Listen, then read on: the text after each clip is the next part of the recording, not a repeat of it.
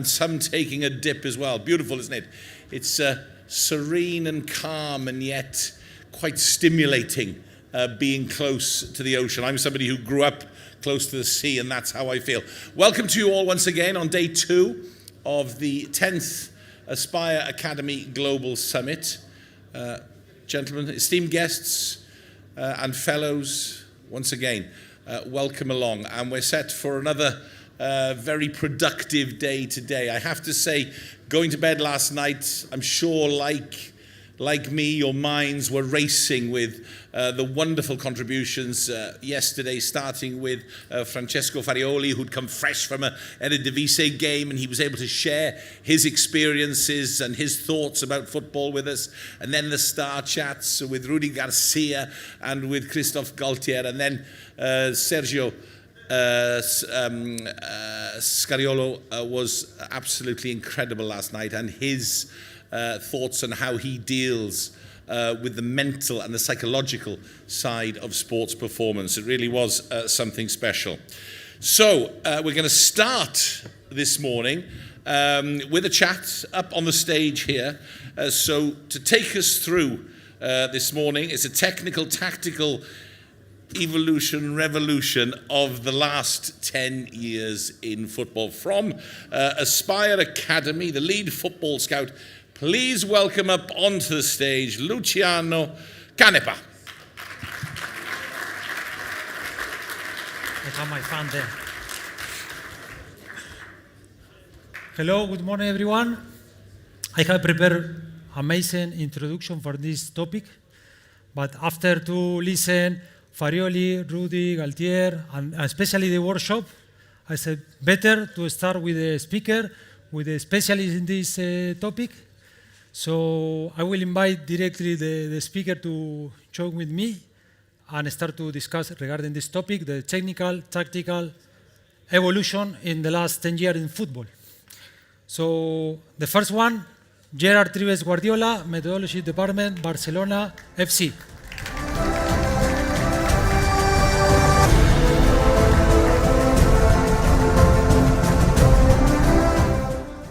From Argentina Football Association, Juan Martín Tassi, Director of Scouting.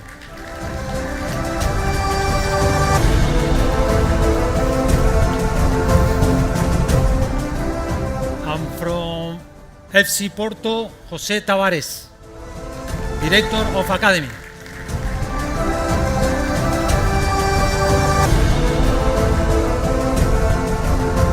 Welcome, José.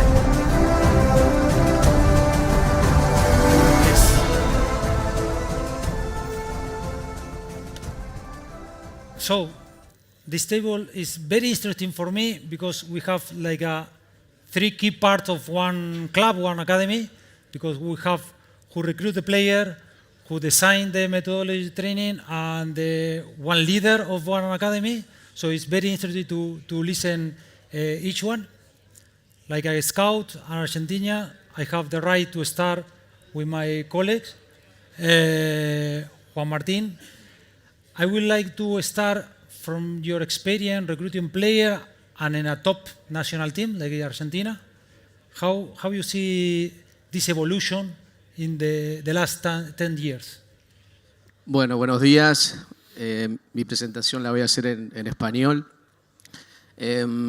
Nosotros lo que intentamos hacer a través del departamento de Scouting, lo que quizás es el cambio más importante como evolución técnico-táctica, era encontrar un desafío en el cual nosotros pudiésemos encontrar la posibilidad de en esa búsqueda de talento para la exigencia que obviamente tiene una selección nacional argentina, pudiésemos analizar y encontrar no solamente variables técnico-tácticas que fuesen importantes en relación al rendimiento, sino que nosotros lo que buscamos hacer es profundizar un poquito más a través de lo que son las variables o aspectos psicológicos que tienen que ver con el deporte, con el fútbol específicamente.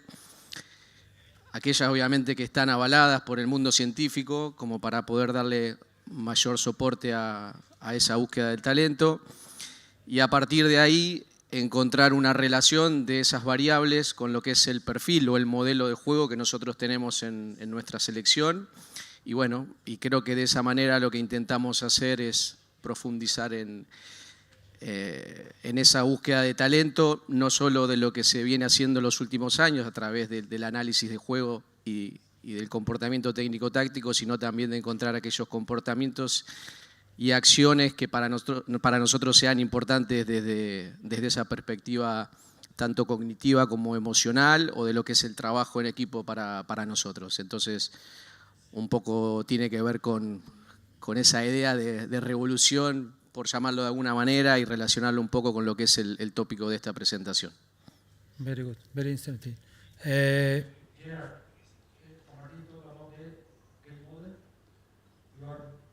Very especially in this area, regarding the game, the training process. How have you seen this evolution in these last 10 years?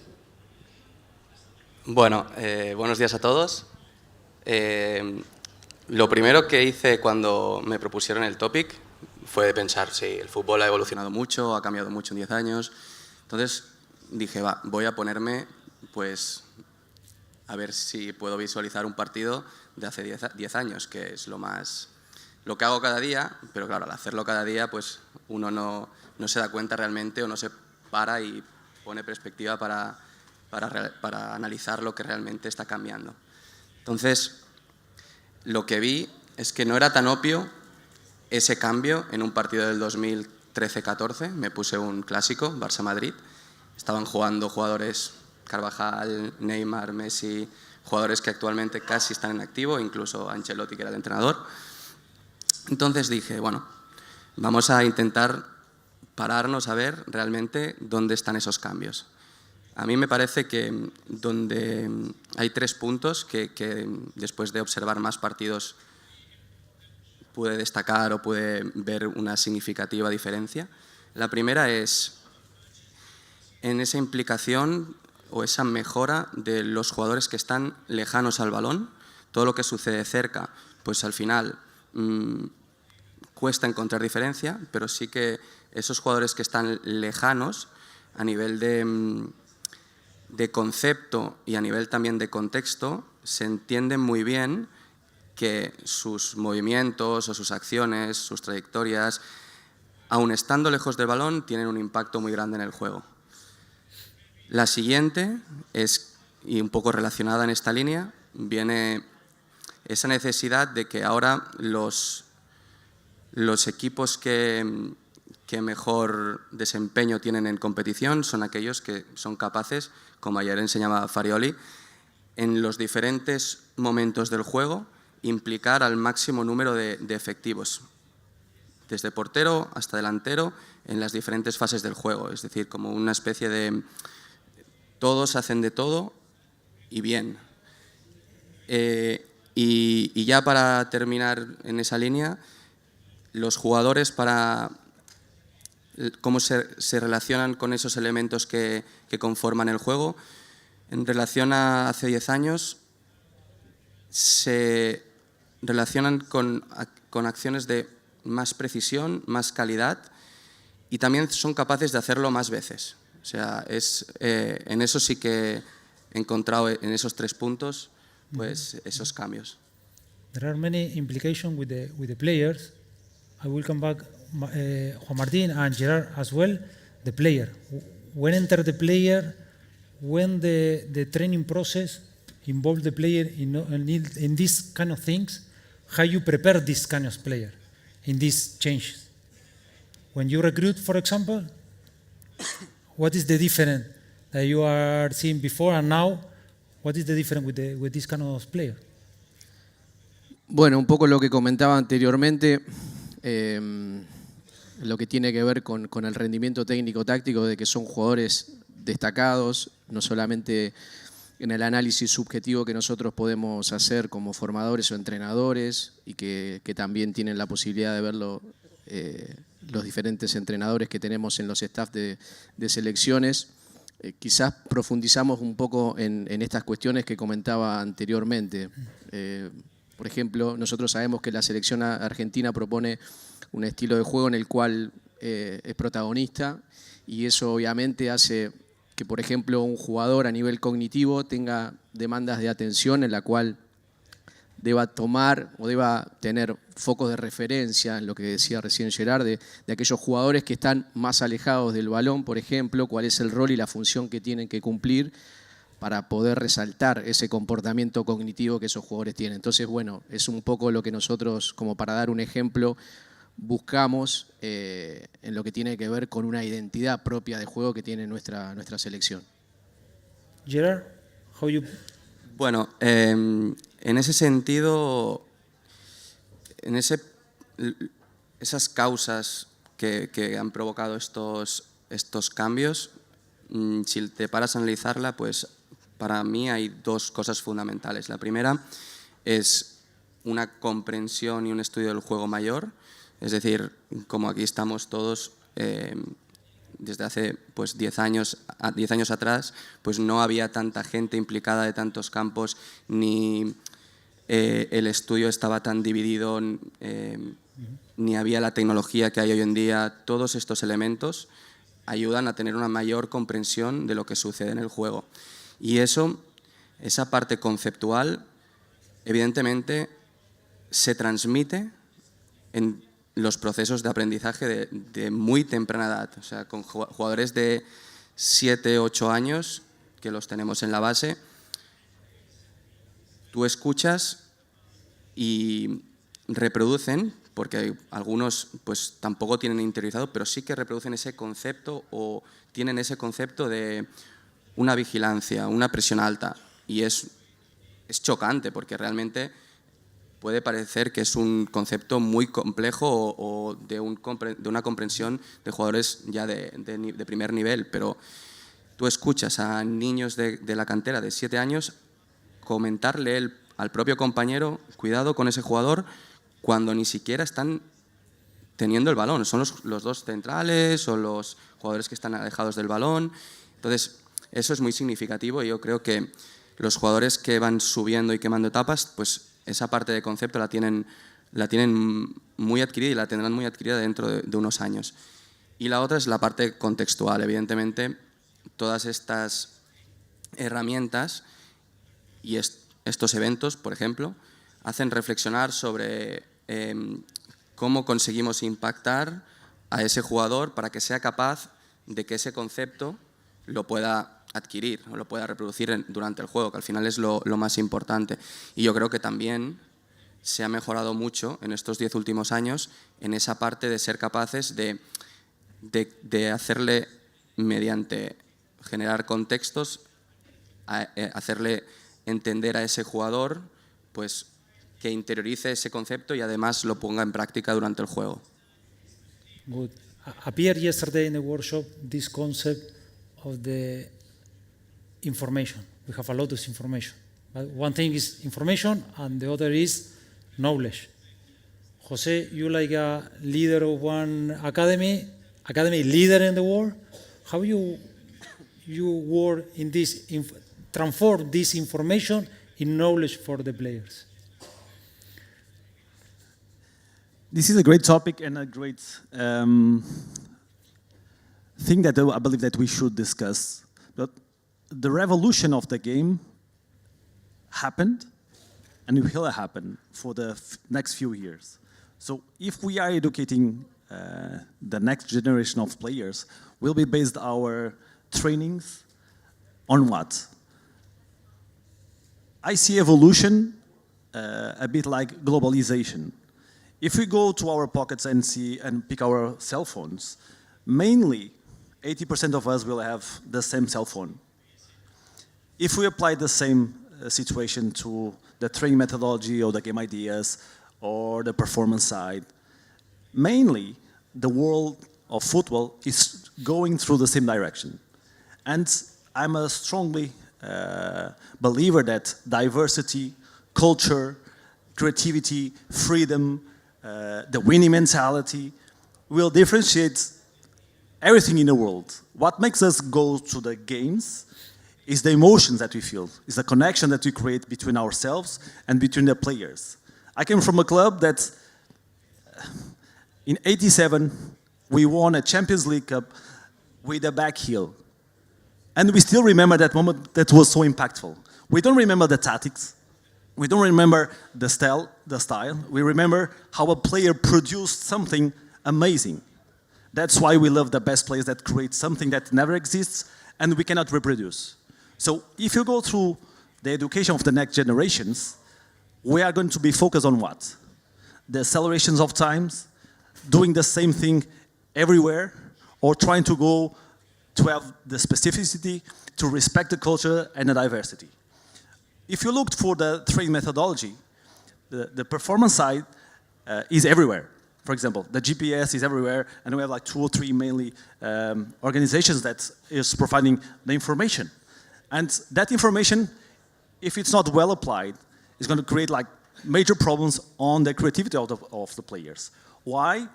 Because the coaches, when they are applying the knowledge, is about telling the players what they need to do or creating the context for the players to learn. And if you look for the academies around the world, they are all looking the same. Why? Same facilities, same fields, same academies, same way of thinking.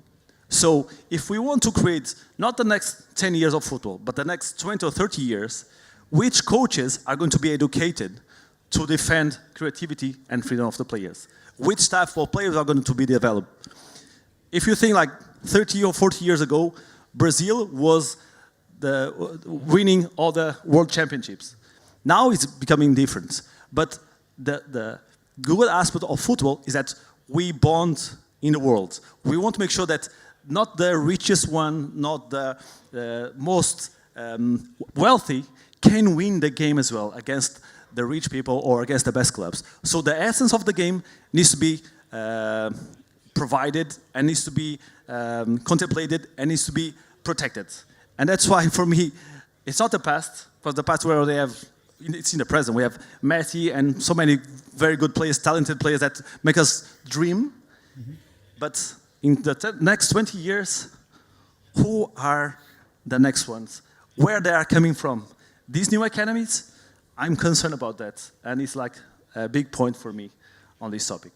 Yeah, you bring 2 words in the discussion, is creativity, freedom.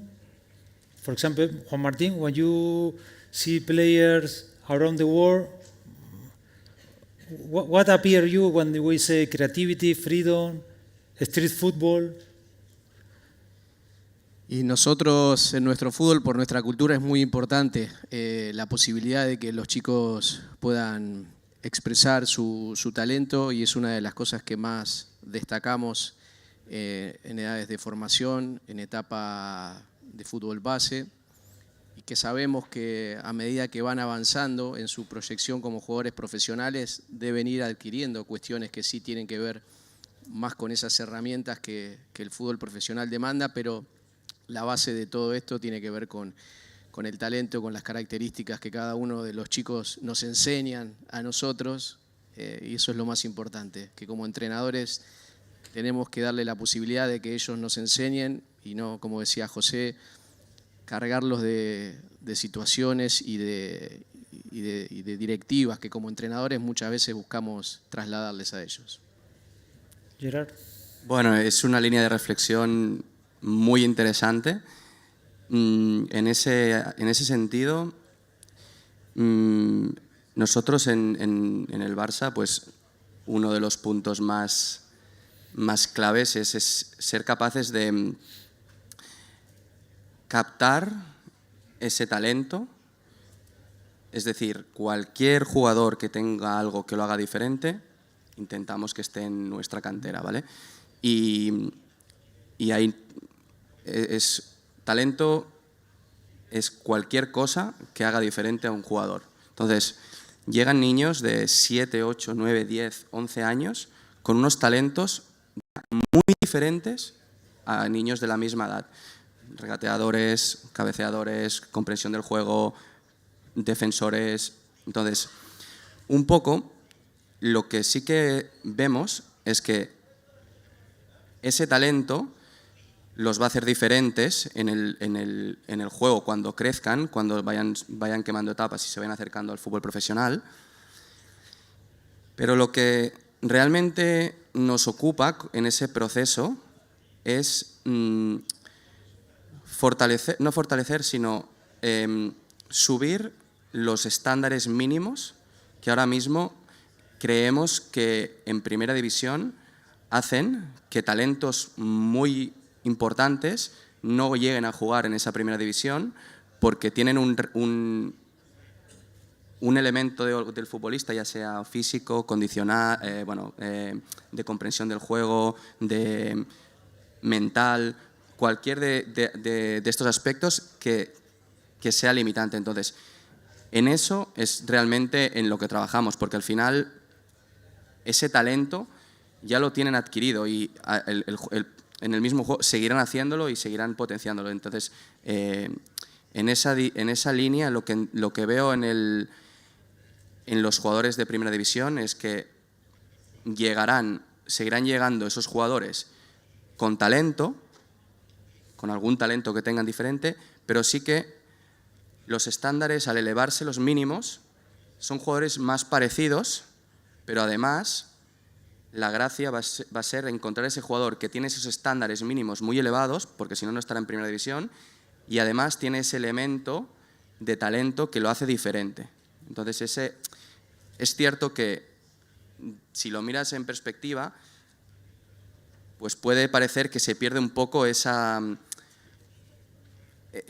grandes o jugadores que son muy diferentes, pero no es porque creo que ahora no dejemos que el talento se reproduzca, sino porque lo que hemos hecho con el conocimiento del juego y la conceptualización y contextualización ha sido la de subir esos estándares y acercar. Entonces, ahora cuesta un poquito más encontrar ese jugador que es diferente, por eso, porque hay muchos jugadores diferentes que se quedan en el camino. José, how is this approach with this play, or how was the approach with the play? I think 10 years ago, it's the same approach. You, like a coach, like a director of academy, with one player, and now it's different, this approach, to teach them? Yes, that's why we strongly need to believe in education. Coaches' education, players' education, and education at schools. I believe that our society is making us go super fast. We need to know everything, we need to be aware of everything. And in the game, it's the same situation. Yesterday, great conversations here, great points. And we talk about the confidence that the players need to have, the freedom, the mentality, the personality. And if we tell in our schools, in our academies, that the kids, they need to do that, which human beings are we creating for the future? And which coaches we are creating? Yesterday, big coaches saying that they play the game, they play in different times. The best managers in the world right now, they play the game with certain context. So the next 20 to 30 years, we are going to change the education. So if we don't go back for the essence of the game on the education, having the simple things properly in place, of course we're going to have like the science. For example, yesterday we talked about what is evolution on the performance side. Mm-hmm. The recovery of LCA a few years ago, 10 years ago, 15 years ago, mainly was, I don't know, 5 to 6 months. I have that experience 15 years ago. Now, it's like 9, 11 months. So we are going for the safety of the players. We have VAR. Technology is helping the game. Of course, it's about the fairness. It's about justice. We need that. But till where we want to go on the laws of the game to change the little things, not the essence, but the little things that can give us more emotions, can give us more the freedom that the players are the center of the game. So if, when we are creating those players, we take them out the freedom or the importance of them assuming the responsibility and creating themselves their winning mentality based on a culture. I believe one of the best things in football is diversity. Having the talents expressed in a different way in all over the world. That's why when we go to the World Cups, everybody needs to believe that they can win. Not only one or two national teams. This we have like 6-7 or 5-6. And if you go for the national championships, the top ones that everybody sees, if the teams, they play differently, and if we are scouting the players with the same criteria, maybe we are missing the talent that can be different. And the people, the supporters, are looking for what? Not the tactics, not if the player is super fast or if he runs more miles. No, it's about the moments that give them emotions. And if we don't take care on a regular basis, those moments will not happening more. So instead of having different profiles on the field, maybe you're going to start having similar profiles. Why? Globalization again. We tend to go to the norm. So imagine Portuguese players, Bernardo Silva from Man City, Vitinha from PSG. They will have more difficult. Why? The criteria, if doesn't respect the essence of the game, going to have a problem. Why? Because we are having the trend to choose based on different type of criteria. So I just hope that we that love the game, and we want to have like in the next 20 to 30 years, these amazing players that come and create new things. If we don't take care of that right now, maybe we're going to have a different type of game. We are talking about emotion, about how we work emotion in the players, in the training, for example, how we work in the emotional part. For us, as yesterday Scariolo said, the best way to impact the players is to have persons directly working with them, that they are persons. Me estoy hablando en inglés. Que son personas que, perdón, que se sienten, que son personas completas a nivel emocional, ¿vale? Es decir, que están realizadas, que han hecho el recorrido que muchos hemos hecho y que necesitamos hacer, de equivocarnos, de pasar por diferentes etapas. Entonces, ubicar en ese punto estratégico tan clave que es el entrenador, la figura del rol del entrenador, en contacto con que van a gestionar el día a día y que van a tener ese impacto directo con los jugadores, nos parece fundamental escoger bien esas personas que van a liderar ese proceso. Can I add something here? Of course. I believe when we are playing the game, we play with emotions all the time. We play with the body, with the mind, with emotions. We play as a whole. And if the trainings are based on that, and we can help them identify their characteristics, what they are feeling, what they are thinking, what they are expressing, and the self-knowledge that Sergio was speaking yesterday is one of the most important things for a coach and for the player. So education is based on what? You need to run more this or do more of that, or you need to know more about yourself. If you go to the individualization of the training process, it's about what they need to improve or what they need to express even more. We want to have means, or we want to have like extraordinary. If you go back to the old times, the freedom was there, and the winning mentality was there. This is about winning. Everybody here in this room wants to win. But at the end, only one world champion, only one championship, only one team wins the Champions League each year. But it's part of the essence of the human being. So the trainings are based on what? Competition. Competition as a whole. But guiding the players for them to find the solutions. And then to play as a team. This is a collective sport. So which details on training methodologies are we applying? Is like the individual way of thinking that mainly our society, the selfishness of our society is driving us towards that, being more disconnected or being more connected. The team being a real team on the field connects everybody. And then we are proud. We want to be proud of our team. We want to be proud of our national team and our players. And we in the world of football, we need diversity. Very good. Juan. Sí, hay un punto para nosotros muy importante desde el trabajo que hacemos del departamento de Scouting. Como lo mencionaba anteriormente, nosotros tomamos en cuenta mucho lo que son los procesos cognitivos, emocionales y de trabajo de equipo o de grupo del jugador dentro del campo de juego, Y esto de las emociones para nosotros en cuanto al comportamiento de los chicos que tienen en diferentes clubes o en diferentes competiciones y sobre todo relacionado con lo que es el modelo de juego de nuestra selección, es muy importante y me hacía acordar el caso de algunos chicos que muchas veces, quizás por sus reacciones o por sus comportamientos, uno pensaría que estarían fuera de un proceso de selección. No sé si se entiende lo que quiero decir, por comportamientos y conductas que no son apropiadas.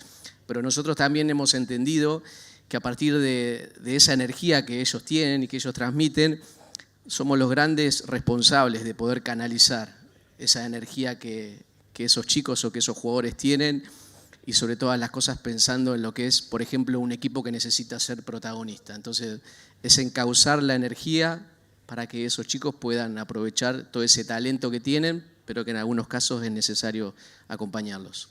Very good. Guys, we have a lot of things to discuss. We will continue discussing in the break coffee, in the second part of the workshop, because yesterday appeared a lot of things to discuss. Sure, we will continue discussing. Please, big applause for these guys. We will continue with the second round. Thank you.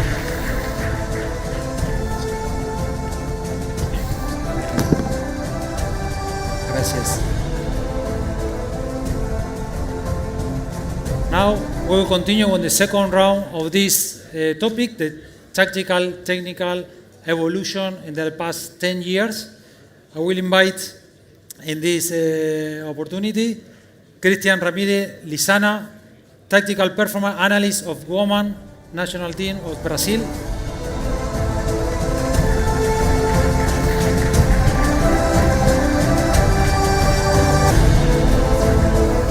Please.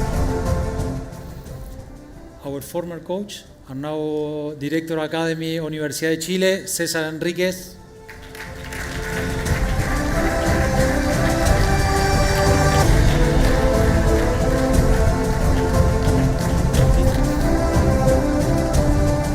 And Seb Jacobs, Head of Academy, Feyenoord.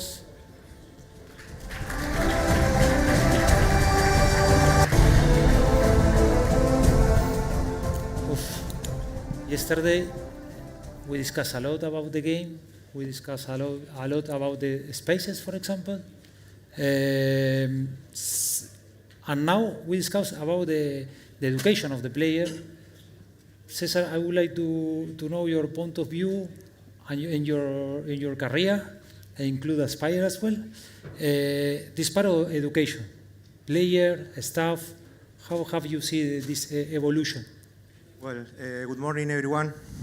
First, I would like to thank to the invitation. It's very, very proud to be here after 5 years in the academy, so I'm happy to be here and to share this topic that for me is key in the development of the first of myself. Because the first thing that about tactical, technical, for me the most important thing is how we look after ourselves. And this is one of the first stones that I take with me to present in my new role as a head of the academy, and to see, look, our project as a club starts with you coach, with you S&C, with you player, and my mission is to see how everyone can develop, but looking after ourselves. To don't arrive to the club to create a master class every day, to take the player and to say, look, this is the video, you have to do like this, you need to follow the instruction. So the approach that here we were speaking before, I take in this direction, that I say to the staff, look, we have two directions. The direction of the hierarchy, that we teach and you learn, or we have the other option that we learn horizontally. So I put beside you to try to understand from where you are looking the thing, the glasses that you have, and then to arrive again to my position, depending of my role, in my case as a head now, and to work together. Because the process, I cannot arrive with the presentation and to say, this is the project. No, the project we built together. So this is the learning that I took from Aspire all these years. And I want to share with my staff now. And we are starting now the project. But for me, this is the first stone, to develop ourselves in our potential. As Juan said now in Argentina, for example, in Spain, you detect the talent, you see the talent. Every academy have the way to develop the talent, but who develop the person that work with this talent? So this is my question to work now. I am working more in the question than in the answer in my club. Seb, what is your point of view regarding this past year, regarding the developed player, developed staff as well, like Cesar is bringing in the table? First of all, the same. Really excited to be here, and thanks to the organization and yourself. I think yesterday we had a really interesting discussion with loads of different points of views and lenses on the world. Barcelona, Porto, and I think as head of academy directors, you start with the end. And Fariola presented yesterday the tube and the road. Well, you need to have a clear direction, and I think for us it's the same. We want to go somewhere. When you're 10-year-old, or if you're working with players of 10-year-old today, you want to have that end point. Where are we going? And the question is then, okay, how does the future game looks like? And then what's changing? But the second question also, what's not changing? And what will stay definitely the same? So when it comes to what's changing, and I refer to Gerard from Barcelona, he spoke about everything becomes more compact. Time and space is getting less and less. And maybe 10 years ago, you had attacking, you had defending, you had transition to attack, transition to defend. You had 4 isolated moments, where today, I think those moments become much more closer together, because when you're attacking, you're preparing to defend. And when we're defending, we prepare to attack. And when we're transitioning, we're also preparing to counter-press again. And I think so those moments become much more isolated, much more closer together. So the role of the players around, what Gerard was referring to, further away from the ball becomes more important. And then automatically, in the discussion yesterday, we were speaking about, okay, what does that do with creativity? Because if everything becomes much more closer together, and take another thing, every top 100 players, I think they can play in 2 or 3 positions. Maybe Haaland, you can challenge, is the only one who's a number 9. But all the other players, they can play in 2 or 3 positions. So that means that the general baseline of what you need as a minimum is increasing. And it also means that the peaks of high-level creativity, an extreme dribbler, by just being excellent at dribbling, might not be good enough anymore. Because you can be an extreme dribbler, a weapon, but everything else needs to be pushed higher and higher and higher. And that's what takes the extremes a little bit out of the game, where I think everything becomes much more compact, much more holistic. When we're attacking, we're defending. We have multiple positions for different players. So, and then the second question is, what's not changing? Mm-hmm. One of the core things I massively believe, and I'm really believe what Porto was saying, that creativity and play should be in the heart of everything what we do. Organized street football, having the ability to outplay opponents, alone or in combination, no matter what's changing, no matter how much information is coming at us, as long as we developing players who can outplay the opponent alone or in combination, no matter how tight spaces are, we'll think they will have a chance. Good. Christian, here talking about the spaces, more tight. Farioli yesterday talked about the same, this smaller spaces that we have to play. In your position, the national team, the woman, the man, because you have both experience, you have more people that work in the woman football. How do you think about this evolution of the football in the tactical way? Bueno, pretendo hablar en español también porque me sale más fácil explicar estos asuntos. Entonces me gustaría dar las gracias a Luciano, a Walter y a los demás organizadores del evento por la invitación. Bueno, sobre el asunto de la diferencia entre los espacios, estoy de acuerdo, como conversamos ayer en los workshops y como ha sido expuesto aquí, que los espacios se han reducido mucho por características de sistemas defensivos más eficientes y muchas veces con características zonales.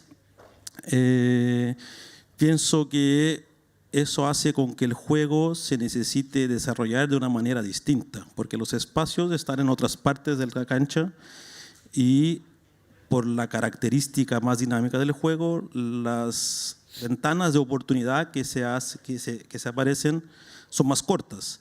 Entonces tenemos que tener a los jugadores naturalmente más activos, con más poder de decisiones rápidas dentro a los contextos que se presentan para que naturalmente estos espacios puedan ser aprovechados de manera más efectiva, así como vimos ayer en la masterclass con Farioli, mostró algunas de esas posibilidades. O sea, los diferentes equipos han buscado mecanismos para superar este tipo de sistemas con menos espacios. Una otra característica que también salió en los asuntos discutidos en el workshop se trata justamente de cómo eludir defensas con características más zonales, por ejemplo. O sea, si los equipos entrenan para jugar defendiendo zonal, sus atacantes también están acostumbrados a jugar contra defensas en zona.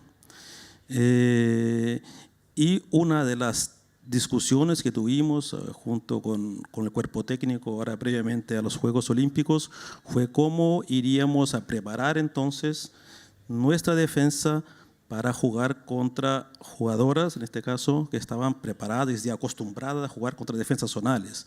O sea, le hicimos un cambio significativamente de una marca más zonal para encajes más individuales.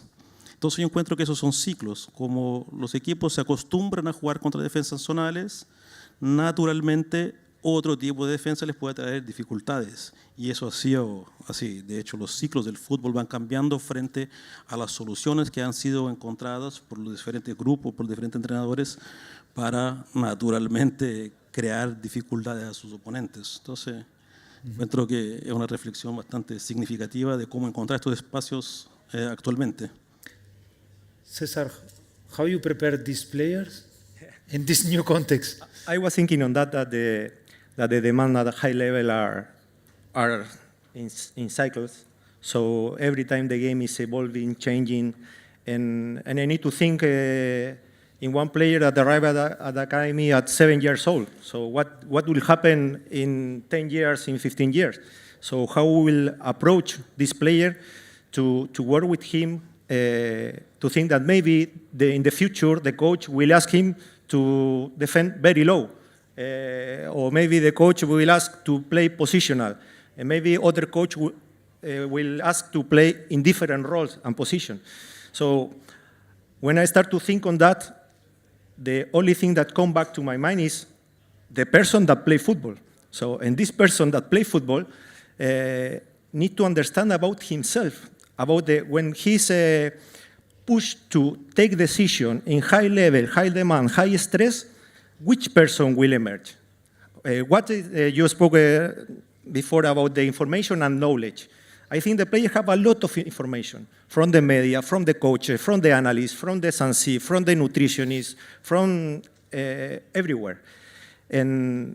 But how is the player prepared to take the information and to internalize this kind of thing? And for me, this is the key. At the end, it's the person. It's the person who plays football. So you can see, I work here in Qatar 5 years with different culture. I play in Greece and in Chile, and the players are coming from different background. And at the end, for me, the football is the same. It's cultural. Some countries have different styles, different culture of work. But at the end, for me, the most interesting thing is how we work with the player, next to the player, to try to understand what is appearing, what is the fear, because maybe the fear of Seth is not the same fear of Christian, and in the same situation, maybe Seth will react in one way and Christian in another way. So that's why, for me, it's very interesting how we can, first, how I can arrive to my staff to create this question or this curiosity to see how can I arrive to the player in a best way. So Perfect. I will take this question for you, Seb. Easy my job, no? So how you transmit your stuff to the player, how they need to do, or how need to learn? You have one, what is changing, and I think it's really important to understand how the future game will look like. Also, what has been changing in the last 10 years. What you do with it, at the end, will make the difference. And I think in general in society, we like to be in control. We like to be in charge. We like to know everything.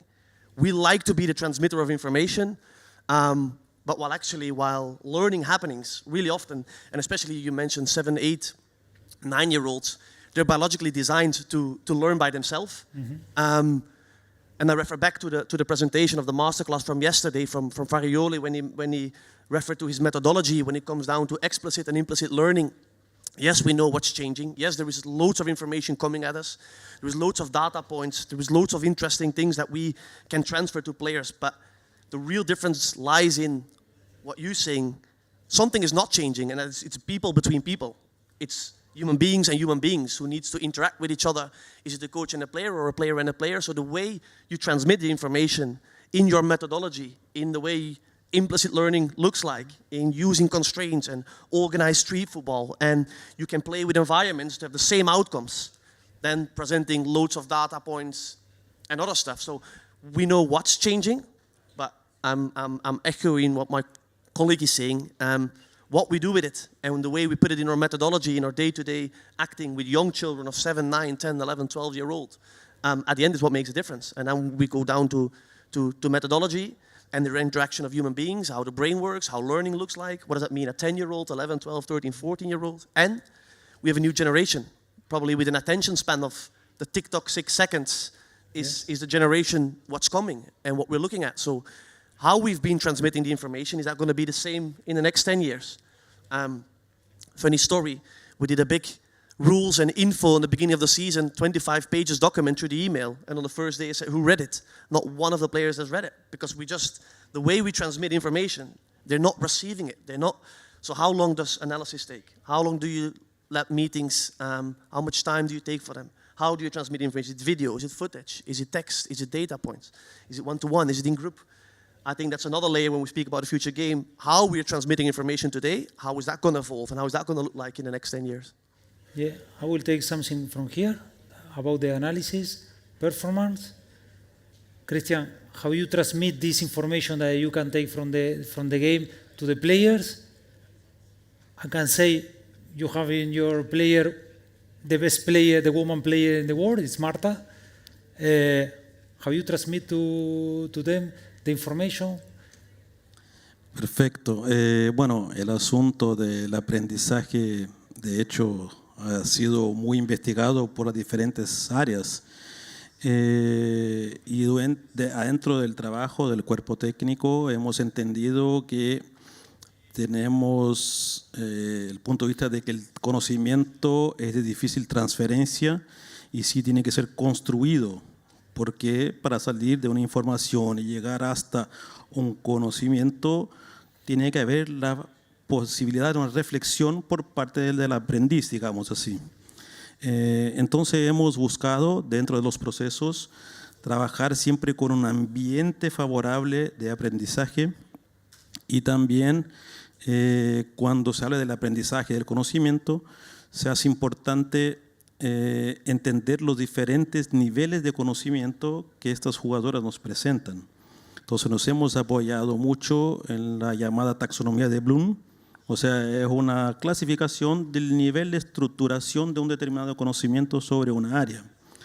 Entonces tenemos jugadoras naturalmente con un elevado nivel de conocimiento acerca del juego por sus experiencias vividas, que tiene que ser abordada como una jugadora de este nivel, con un tipo de pregunta, cuestionamiento y reflexiones que estén adecuados a este nivel, que no puede ser el mismo que va a ser tratado, por ejemplo, con una jugadora que está en su primera convocatoria o segunda, o una joven jugadora que acaba de ascender de un sub-20 a una categoría mayor. Esta tiene que tener un nivel de abordaje para estructuración de su conocimiento más inicial, y apoyado en estas clasificaciones Trabajamos de manera individualizada para cada jugadora qué tipo de reflexiones se hace frente al fenómeno del juego, frente a la lógica del juego, frente a las ideas centrales del entrenador y frente a los demás componentes que componen, de las dimensiones del rendimiento que son trabajadas en estos periodos. Entonces nos dimos cuenta que cuando nos acercamos o nos achuntamos o le apuntamos bien al tipo de pregunta o el tipo de cuestionamiento, el interés por parte del aprendiz, que puede ser Marta o una joven jugadora, es muy elevado. Entonces, de hecho, encuentro que si hablamos de aprendizaje tenemos que cada vez más analizar todos esos contextos y conocer muy bien a la persona y cuáles son sus experiencias vividas, identificar muy rápidamente su nivel de conocimiento frente al asunto para poder seguir avanzando de manera que todo haga sentido para esas personas, para que no sea más de lo mismo, como es el ejemplo de la jugadora como Marta, que ha sido 6 veces la mejor del mundo y ha tenido una serie de conquistas individuales. Entonces, veo de esa manera, buscamos trabajar con un ambiente favorable de aprendizaje para que todas puedan en esos ambientes desarrollar sus ambiciones. Cesar, we are talking about learning, specifically with the coaches.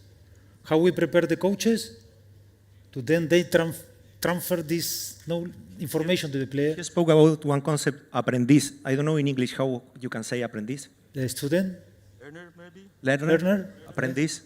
Who can help me? Aprendiz. In English, learner. sociólogo. Or apprentice, yes. This is one concept that for me is very strong, because I say the player is the learner or the apprentice. But for me, what I want to cultivate is that the player, the coach, the director, the president of the club have this spirit. Because in the moment I say the player is the learner, I am the teacher, I can break this relation in a way that I want to work. So that's why one of the things that before I mentioned about the curiosity, the apprentice, this I see as a challenge, and that's why it's the creation of this kind of event, conversation. For example, I reproduce a lot in the academy now. We have meetings with the coaches with the S&C, with some topic in specific that as well I have to help this context to learn about some topic, but to create this context of conversation to after. For example, last week I was very happy to see some coaches with some player making groups, doing activity. I say, okay, something is happening. I didn't imponer. I didn't say that it's mandatory to create a group with the player, but one coach take the idea maybe for the mentoring. That is the idea that I take from here in Aspire during this 6 years, and start to work with the player in groups. So for me, I say, something is sparking here, something is happening, and for me, is the motivation that I have in my day by day to work with these concepts, apprentice, curiosity, and for example, these topics. It's clear that this topic is key. Seb, from your point of view, for Feyenoord? Yeah, I think we have a lot of coaches who knows a lot about X and O's and tactics boards a lot. I think age specificity is something really important. I think a lot of coaches have in their mind higher is better, where we're really looking at specialists, being an unbelievable under-7 coach because your skill set is really good at that, is extremely valuable as a good under-16 coach, so that's one thing. So the second thing is, when we talk about the future game, we have a coach analyst, and the only thing he does is filming a coach.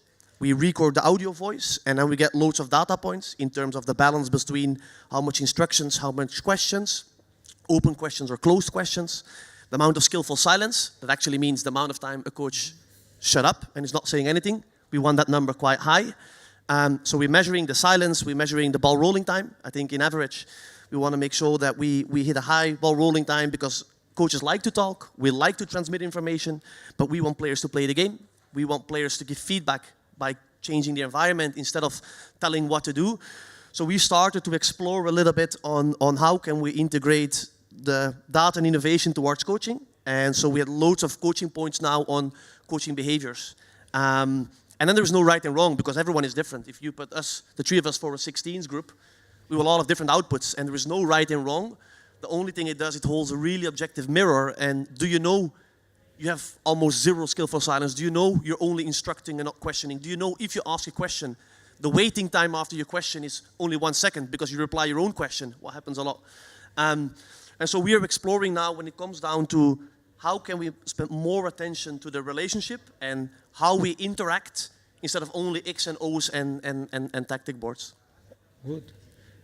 Before appear the word of emotion. So what is important for you when we say emotion? During the game, with the coaches, as well the information, they are more close. Player information, coaches now information, and the emotion, where appear there? I think we're in two extremes. The moment we're in decisions, we want to be really rational. We don't want to be emotional. So if it comes down to decision-making on talent recognition, when it comes down to decision-making in the game, when it comes down to decision-making on strategy, on vision, we want to be really rational and objective. I think when it comes down to development, like you only remember the things you were emotionally attached to. I was a bit nervous when I come on the stage, so I will remember this for a really long time. Learning has a relationship with emotion. If I'm really happy, I will remember that. If I'm really afraid, I was afraid when I go to the sea because someone told me there are sharks, so I was a bit afraid, so I will remember that. Like, so emotion has a relation to learning and remembering things. So on one side, when it comes down to development, yes, we want to push competitiveness and emotions. When it comes down to the management side and being really good in decision making, we want to be the opposite. We want to be really rational. Very good. Yes, for me, we have a concept that we develop in football that is to don't play the first movement. That is, I don't have to play the ball to the first guy that is moving. And I relate this with the emotion. That sometimes what one emotion appears, what something that appears in one player, one person, maybe it's not my first movement, and I don't have to go to take the bait that the player or the person say. So, and in this case, when the emotion appears, in my case, I try to go a bit deeper. What is behind? What is behind this fear? Insecurity, any lost, I don't know. What is behind this anger? Injustice, something that is not fair. So I try to relate what is happening in the pitch with some concept that we work with the player or among the coach, and to relate with what is happening with the emotion. To try to engage, because the game that they say Porto, the game, we want emotion, we need emotion in the game. But we need to understand as well, when we are working with the player that are able to provoke, where they are able to excel, is what is behind, to help them to understand, to be aware of, and to try to make, if there is something interesting, try to make, and again, and again, and again. So that's why it's to go inside, after to go out. How you work in this way? To don't play the first movement. Very good. When I have a conversation, to try to don't take the first thing, to go a bit deeper. Christian, how you manage emotion? Bueno, del punto de vista del aprendizaje, y estoy de acuerdo con los compañeros que el juego es esencialmente compuesto de emociones, así como de otras dimensiones.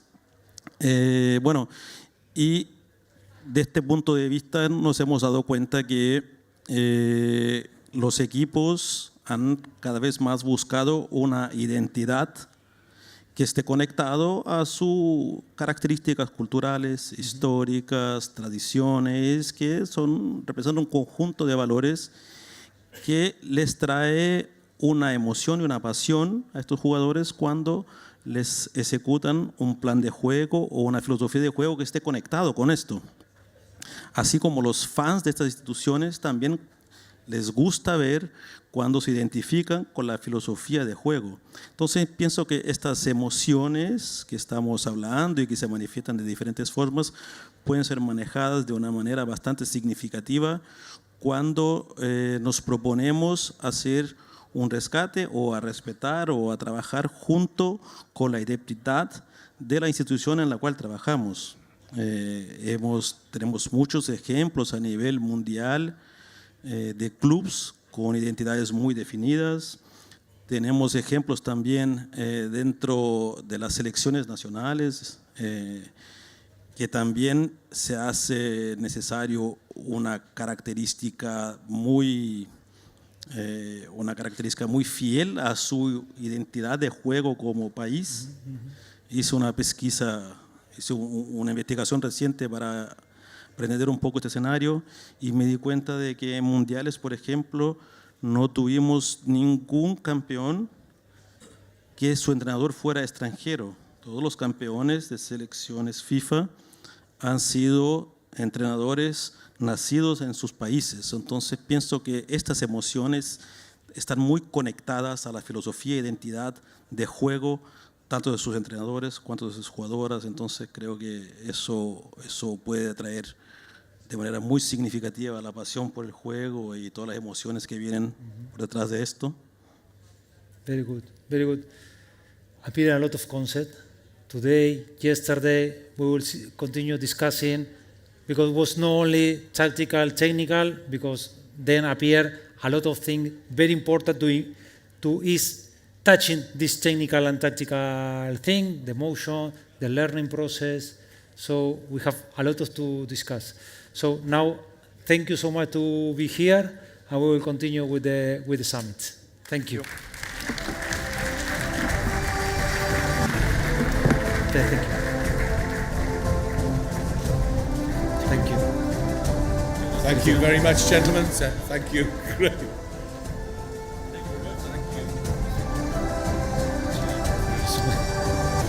Thank you to Luciano and all 6 contributors there. I have to say the desert and the sea air is obviously having the effect that we required.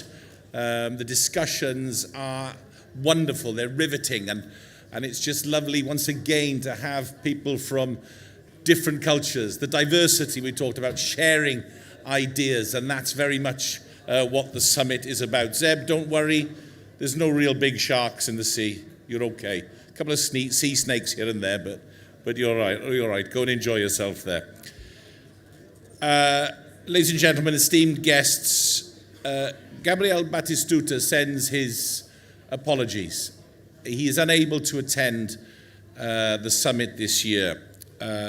Gabriel and his family are going through a very difficult family time at the moment, and I'm sure you'll join me in sending our thoughts to Gabriel and his family. And I'm sure we will be seeing him back in Qatar again very soon. He's a big supporter of all that goes on here, not just football, but beyond. Now, we're going to have something special now that's not listed in your booklet, but it's, I think you'll agree, it's a wonderful opportunity to go into the reason why this summit continues to work. Why is it in its 10th year? It's because of you, the fellows, your commitment and your desire to want to come and share, want to come and learn.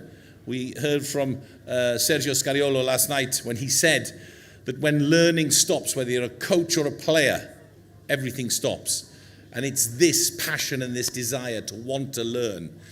And it's a nice moment to be able to reward, appreciate, and acknowledge those of you who've been part of this summit right from the beginning. And therefore, please can I welcome up onto the stage the Deputy Director General of Aspire Academy, Ali Salem Afifa, who is a tremendous supporter of this event. And we thank him for that support. We thank him for his presence, Ali. And alongside Ali is Walter Di Salvo, who is, well, he's the Executive Director of the summit, and Ali Salem is the Chairman. So we've got everything covered here. And shall I just get on with it? And would you like to say a few words, or are you happy with me to? All right, gentlemen.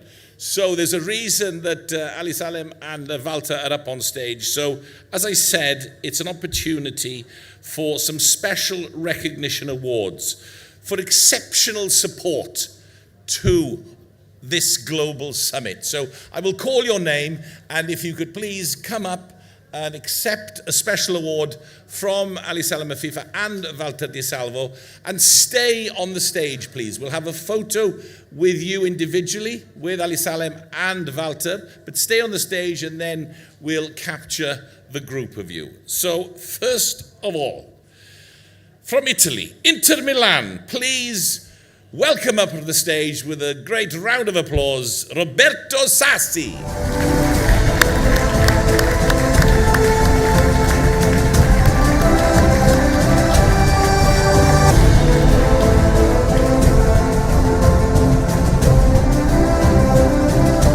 Roberto Sassi of Inter Milan, who's been part of this global summit, part of sharing his information and his knowledge for 10 years and more.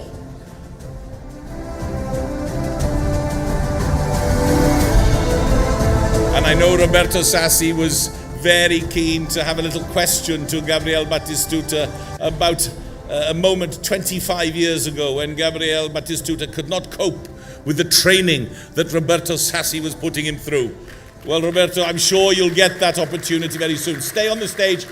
Stay on the stage, please, Roberto. Thank you. Second, from Atletico Madrid, Jose Mona Villalon.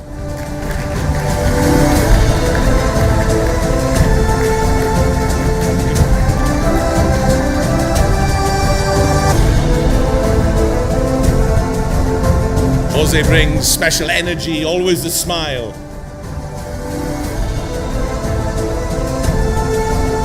And great in-depth knowledge over the 10 years he's brought to the Global Summit.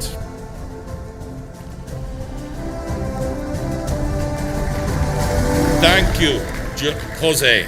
From Porto FC, Jose Tavares.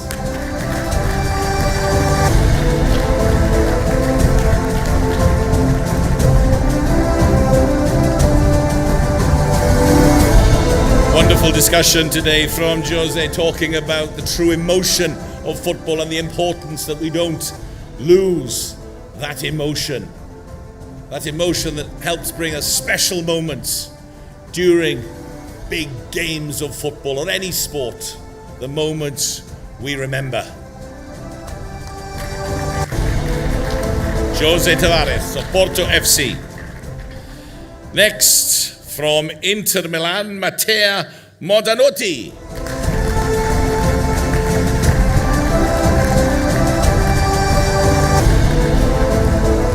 As we heard yesterday, supporting Inter Milan right now is a good time. All things going well. Very grateful, Matteo, for your support over the years.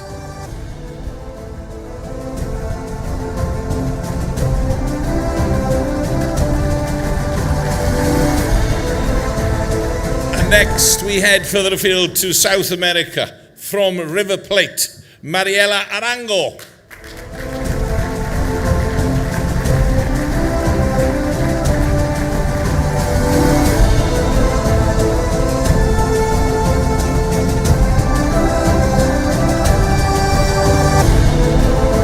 Again, it was interesting to hear how Argentina, of course, put so much emotion into the way they coach their players. Argentina, world champions, are they not? Mariela Arango, thank you, from River Plate. And from now, the Korean FA, please welcome Oh Sengoan.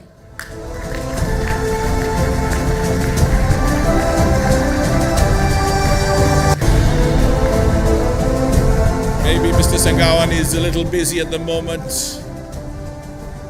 We'll get hold of him, we'll bring him up onto the stage, we'll find somebody who knows where he is. Let's go to the United States, US Soccer's Rick Gost.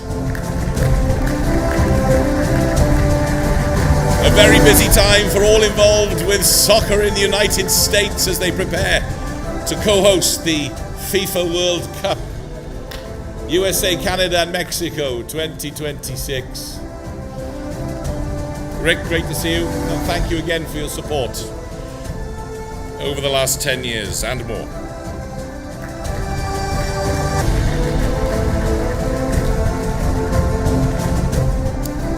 And now from Ajax, please welcome up onto the stage Corne Groenendi.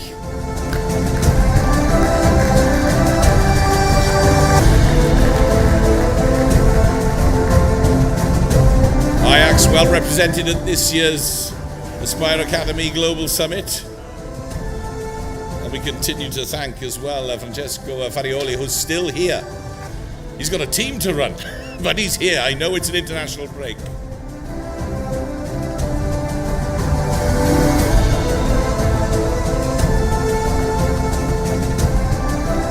Thank you very much, Corne. And now we can welcome onto the stage Oz Sengawan from the Korean FA. Thank you.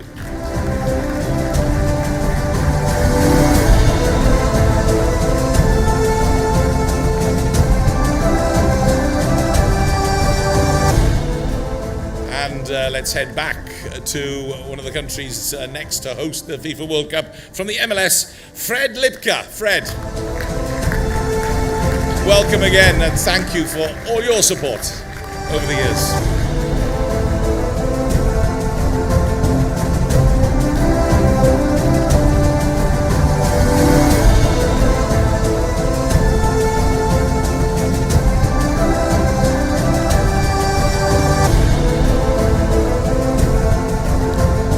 And that concludes the group for these awards. Please, ladies and gentlemen, come and join Walter and Ali Salem Afifa in the middle here.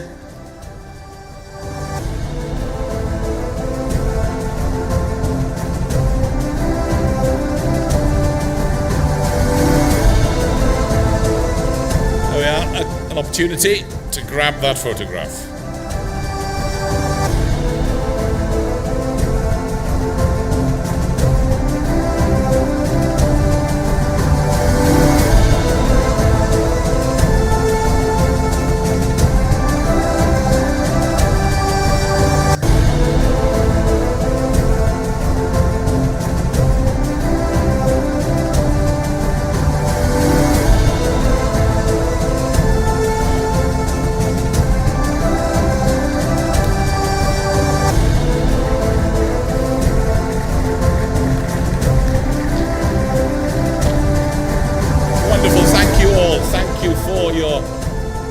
Commitment and your support and sharing your knowledge over the years. Ali Salem Afifa and Walter, actually, do you want to stay there for this presentation as well?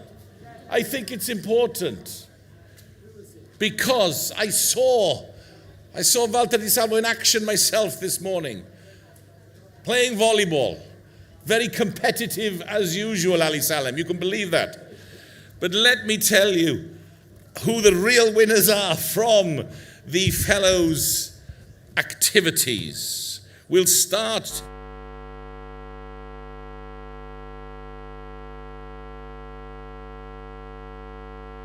C in Arabic, and the team members are Wojciech, Cesar and Nikita. Bar Azrak, come up and accept your award as winners of the beach futsal.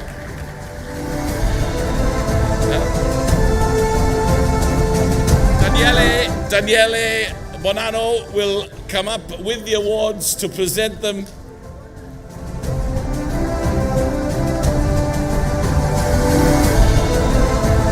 Well done, guys.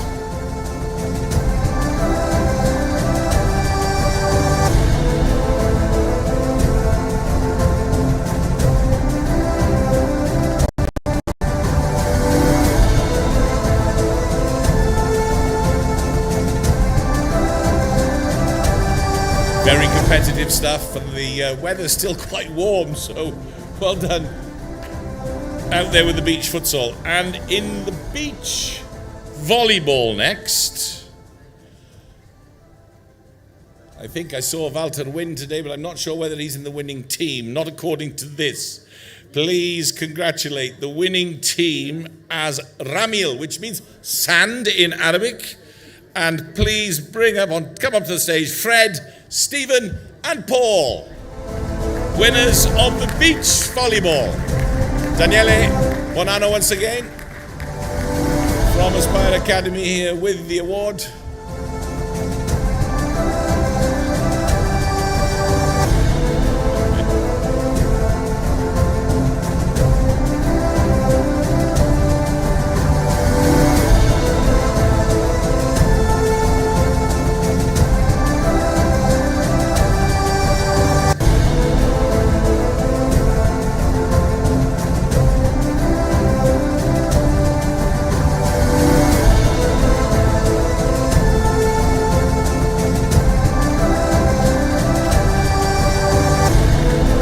Well done, everybody. Thanks for taking part. Ali Salama Fifa, you are now relieved of your duties, as is Walter and Daniele. Be careful going down those steps. Okay, I think it's time now to move on to the third. الموضوع الثالث. The discussions in this global summit have been absolutely eye-opening for me, mind-opening, real great sharing of knowledge and information from all over the world, that diversity coming from the different backgrounds. I think we can only benefit from this sharing of information, and that's what makes this global summit, celebrating its 10th year, so very special. So our next topic, he's just getting fixed up here at the moment with his headset, but I can tell you that the clubs that are going to be represented in this first half, from Juventus, Red Bull, USA Soccer, and in the second half we'll have the MLS, the FA, and LAFC as well. All those clubs represented. I'll leave it for the moderator to introduce them by name. I just wanted to give you an idea of who was going to be represented. Now, my dear friend here from Aspire Academy, the head of football physiology, who's going to take us through the next session. Please welcome Andre Fornaziero. Thank you very much. I have to say, we have a joke there because the others in the academy started telling me, if you forget, just say 490, it's the same. But that confused me. أنا أنسى في بعض الأحيان الأسماء. Thank you very much, Rodri. I've been dreaming from this moment again since Rome last year, Rodri, and when you introduced me there. Thank you very much. Good morning, everyone. Salam alaikum, Shabab. I am very happy to be with you guys, fellows, Aspire community, friends, colleagues, to lead the last roundtable for the summit edition, the 10th edition, okay? We have been deeply discussing the past, so the evolution, performance-wise, and football technical and tactical-wise. But now, in the present, للفرق وللاعبين والآن to chat about the next, the future, okay? So, topic 3, the future of football performance. What's next? First half an hour, more performance-oriented. Second half an hour, more football technical and tactical approach. So to don't take longer in this moment, just to start our discussion, I would like to welcome onto the stage the main elements of this discussion, which are our guest speakers. Okay? So please help me to invite onto the stage Dara Connolly from Juventus FC.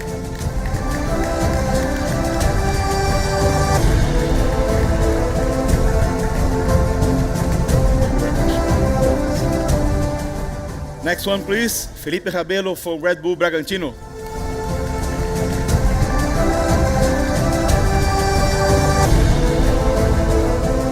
Last but not least, Rick Cost from US Soccer.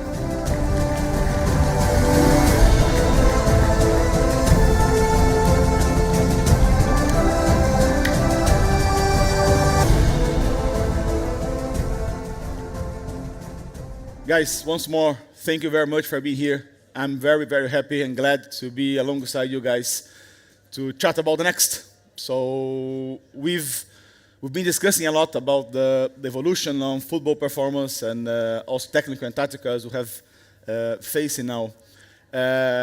As usual, we'll just take a couple of minutes from your side to give us a little bit of background on your view about what's next and some touch about your institution view or some strategies that you guys are taking, heading or leading to the next.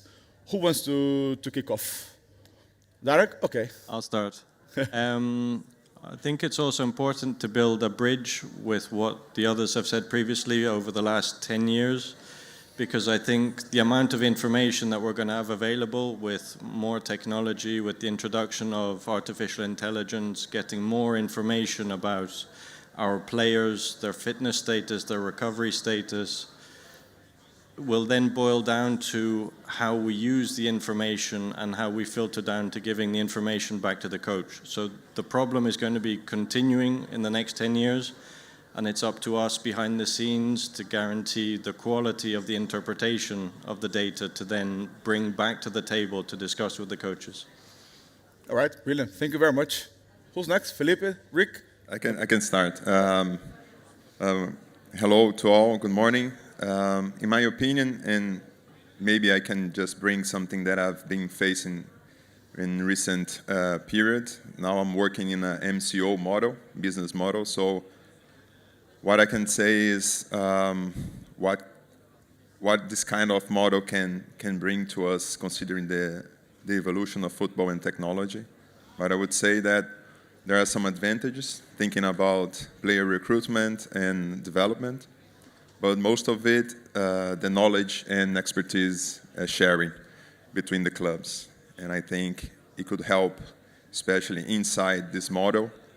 How can it evolve, thinking about the amount of data, how can create our player ID the right way, what we're going to do with the methodology, and how can we unify all of the methods. Thank you very much, Felipe. Rick? Yeah, I think pretty much everything's said right by now, but for me, or for us, it starts with having a deep understanding what we do know, and then thinking forward to what we do not know yet. And one of the things that I know from our end, for instance, we have a lot of knowledge around the hardware, but the software part is a little bit unknown. And with the software part, I'm not literally saying data, but I mean more like the execution of things, with the translation towards coaches. Like, how do we get all this objective manner, where we take a lot of bias and we take that for granted, into an environment that actually makes sense for emotion, decision-making, scouting principles, everything that's next. So I think in the next 10 years, 5 years from now, I think we need to have better data quality. We need to have a better understanding of what decisions we are going to make about what data we're actually going to use. And the last thing, and maybe not least, is grab back to what actually the physiology, psychology, and teaching educational part of things is, and start merging that hardware and software part. Thank you very much, guys, for this introduction. I'll revert back to you, Rick, as you just mentioned at the beginning of your answer now, what's missing. So I think to plan the future, we need to have a present analysis on things that we want to fill up for the future. So in your opinion, what are maybe the main aspects that the higher organizations are unable to access at the moment, where we can target that for the future? Obviously, that's different for everyone. And I think that's super good to understand. Like, you can't just use a blueprint from one environment and push it into the other one. So I think I'm very fortunate in learning a lot about the American culture and how Americans are, I think, extremely good in understanding what actually they're doing, but also executing things. And everything leads into one big problem that we have. So in order to be successful in the next coming years, our analysts found out the most easy problem is we need more players to play 90 minutes in the top 5 competitions. So everything we do is super beautiful. We have super great camp reviews, we have session reviews, we have tournament reviews, we have, I think, real good transition strategies, we have good language, but we don't have those players to play 90 minutes consecutive in the big league. So where you see that a lot of problems occur where there is a more digested program, we actually need more players to play more games in order to make better decisions on the field, to have a better understanding of the speed and intensity of the game, to have a better idea around what is actually needed to move forward. And it's up to us to help them with individual development plans, with better language internally, but also being extremely transparent towards the teams. I think we can say that we are probably one of the most transparent federations out there. At least giving the players the opportunity and the clubs the opportunity to understand what they can do. But for us, we need to have better decision makers, which means more 90 minutes at the highest level. Thank you very much. Felipe, I will revert back to maybe 5 years ago when you have been on the stage also in Doha. We are still in Doha, but in our facilities, where our director, Walter de Salvo, asked you went around him about what's next in terms of recovery. So, of course, you recall your answer at that time, but you mentioned about the mental aspects that was a gap that we need to target. Is that still the same from your point of view, and how we plan the future based on that standpoint? Yeah, I remember that question, and it was very tricky because I'm a big fan of this area of knowledge, mental, cognitive, emotional. And I believe a lot in the work of the psychologists and the mental professionals. But at the same time, just to be honest, from that time to now, in my opinion, chatting and visiting some clubs and chatting with some colleagues, to be honest, I realized that I was still struggling in this area. When we talk about recovery, I think there are a lot of things coming up, especially meditation. So, for example, in Brazil, even that meditation is something that a lot of people do. It's not very normal for the Brazilian footballers. So it's hard to start something concerning mental and meditation and all that stuff with guys that are not used to do that. So this is just one part of it. But yeah, I think for cognitive training and mental recovery, there are some tools that just came up, like VR and all that stuff. But I think we're in the middle of knowing if results in some effects or not. So just to short the answer, I think we're still struggling, like baby steps yet. And you think we will be struggling in the future? It's curious because it's a very subjective area, like we know. We need the buy-in from the players, we need the buy-in from the clubs. We need to find the right strategy to give the directions in this matter. So yeah, I think we need to try to create more a systemic approach with this kind of area. All right, thank you very much. Dara, on your standpoint, what is the main element which is missing currently? What is the main gap that we target to fill in the future? I think it's about the different strategies based on the knowledge base that there is and how they're actually applied within the different clubs and the different contexts. Because everybody here has a different situation, so it's about optimizing those processes within the club, because we know about recovery strategies, but how many of those are we actually managing to put in place? How many of those are we actually doing systematically, whether it's throughout the season with one team or across the board with all of the academy? And also how the information from the matches or from the training is being fed back into the training system.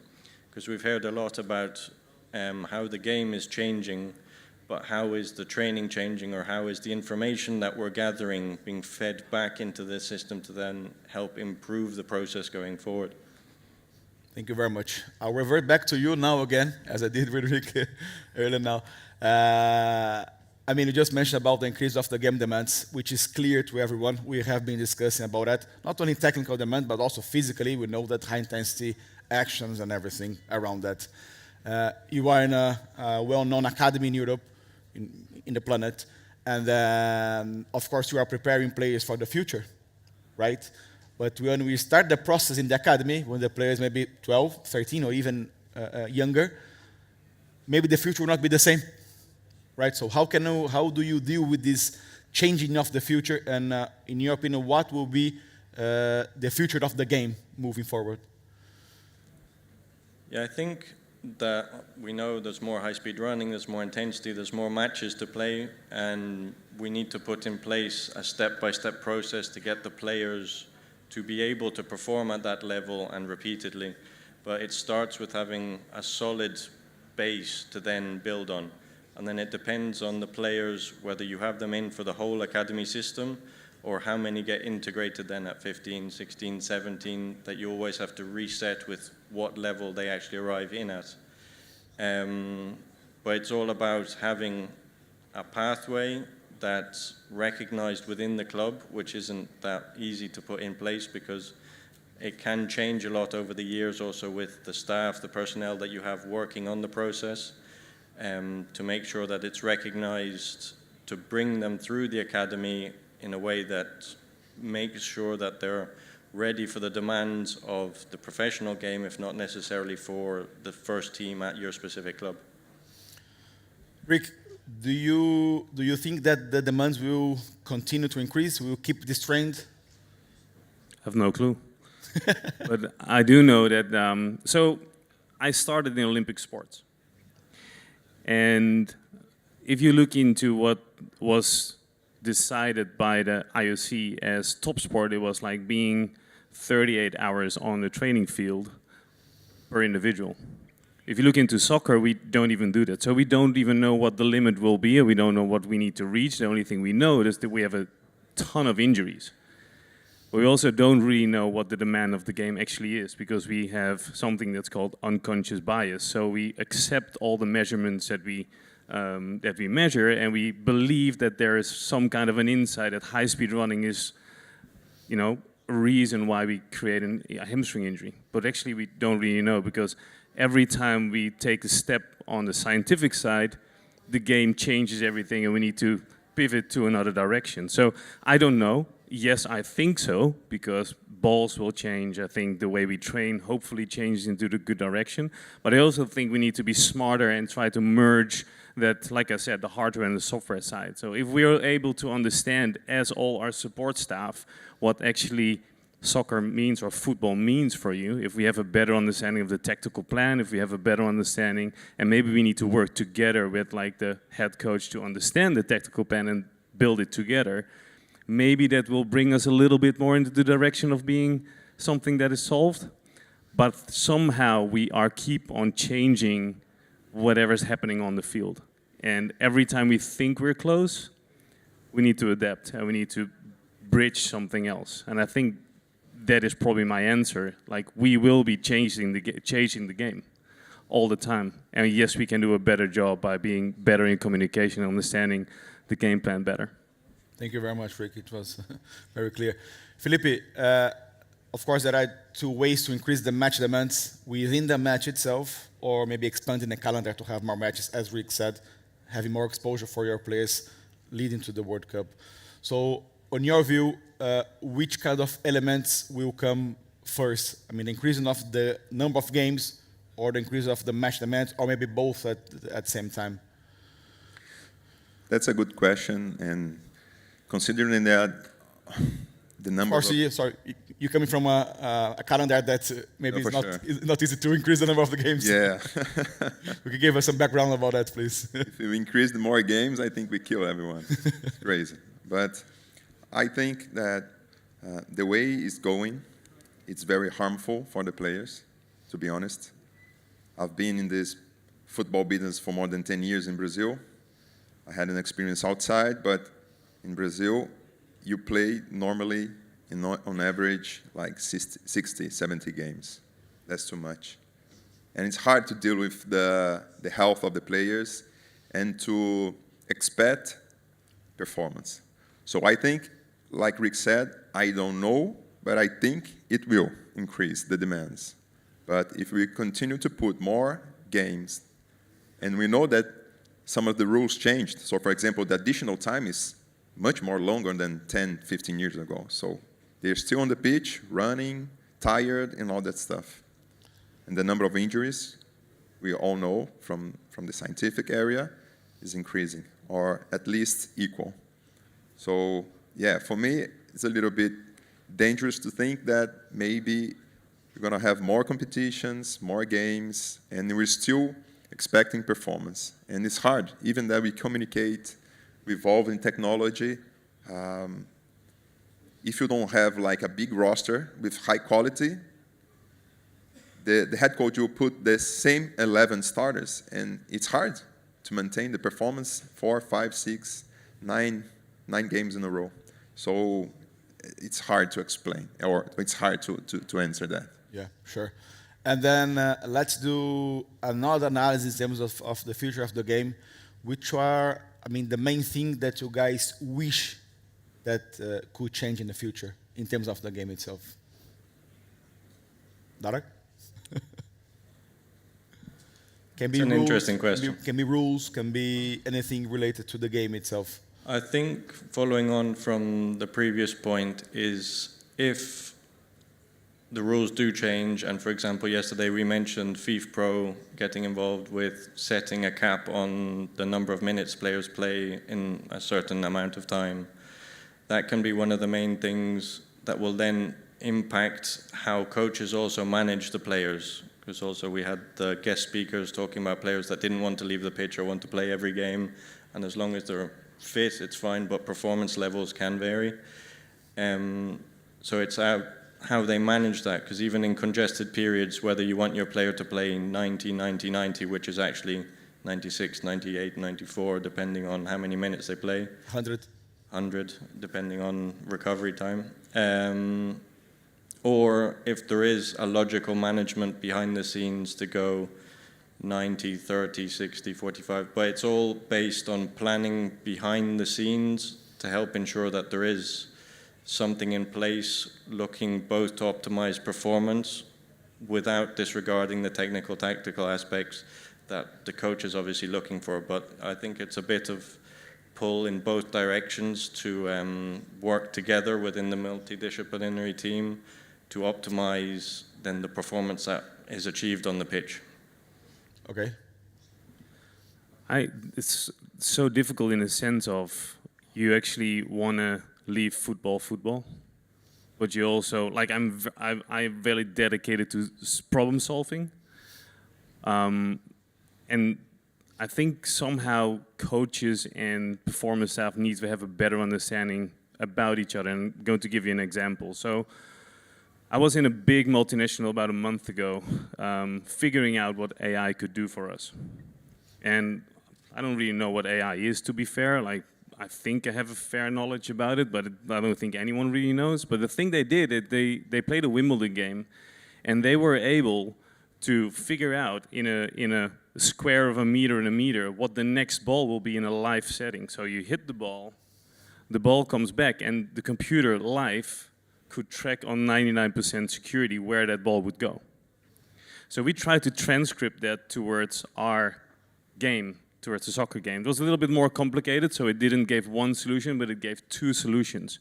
And still, 99% of the time, the solution was correct. Like 50% choice, left or right, or forward, backwards, and the computer was able to do it. So what this did, it wasn't about the AI. It was about what players do we have available that can actually make this choice. And yes, the better player will make the more difficult and more, surprising decision. But it didn't mean that a player who was also able to play the ball and who was on the team could play the other option. We just need to educate coaches and also players around what is a good decision, yes or no. And I think with this knowledge, maybe we'll be able to play more players instead of doing 90, 90, 90, 90. Sometimes it helps to do 90, 90, 45, 90, or 90, 60, 90, 60, whatever it is. And then choose the moments when your main players will be more, like decision makers on your team, because if the opponent is fatigued, the quality just becomes higher. But there's this thing where we need to have an understanding of what the players on the bench actually can do, because typically we look into like what the tactical strategies are and not what the individual mobility is to make the right decision, even if you're a lesser player. And if you have the ability to understand that, I think then we probably will be able to play those games, but also like the agenda is full. We are challenging our players. We don't adapt to the intensity anymore. We try to recover more and more, but we don't have any idea about the internal load and what the internal load does to the players. So we just accept, oh, we think he's available for next game, and then he rips a hamstring. So tons of challenges, but I think understanding what's actually going on, just like in individual sports, probably will help. Thank you very much. Brilliant. Anything on that, Felipe, please? I would say that we could think about a lot of things so that we can improve inside our work, but we would not go for the cause of the problem. The cause of the problem, the number of games, less time for recovery, that's it. But this is not in our control. That's a fact, unfortunately. But maybe if the players start a riot, I don't know. But what we can do, and I think a lot of us that work with performance sports science can do is, and maybe you guys had this experience and examples before, is the communication with the head coach.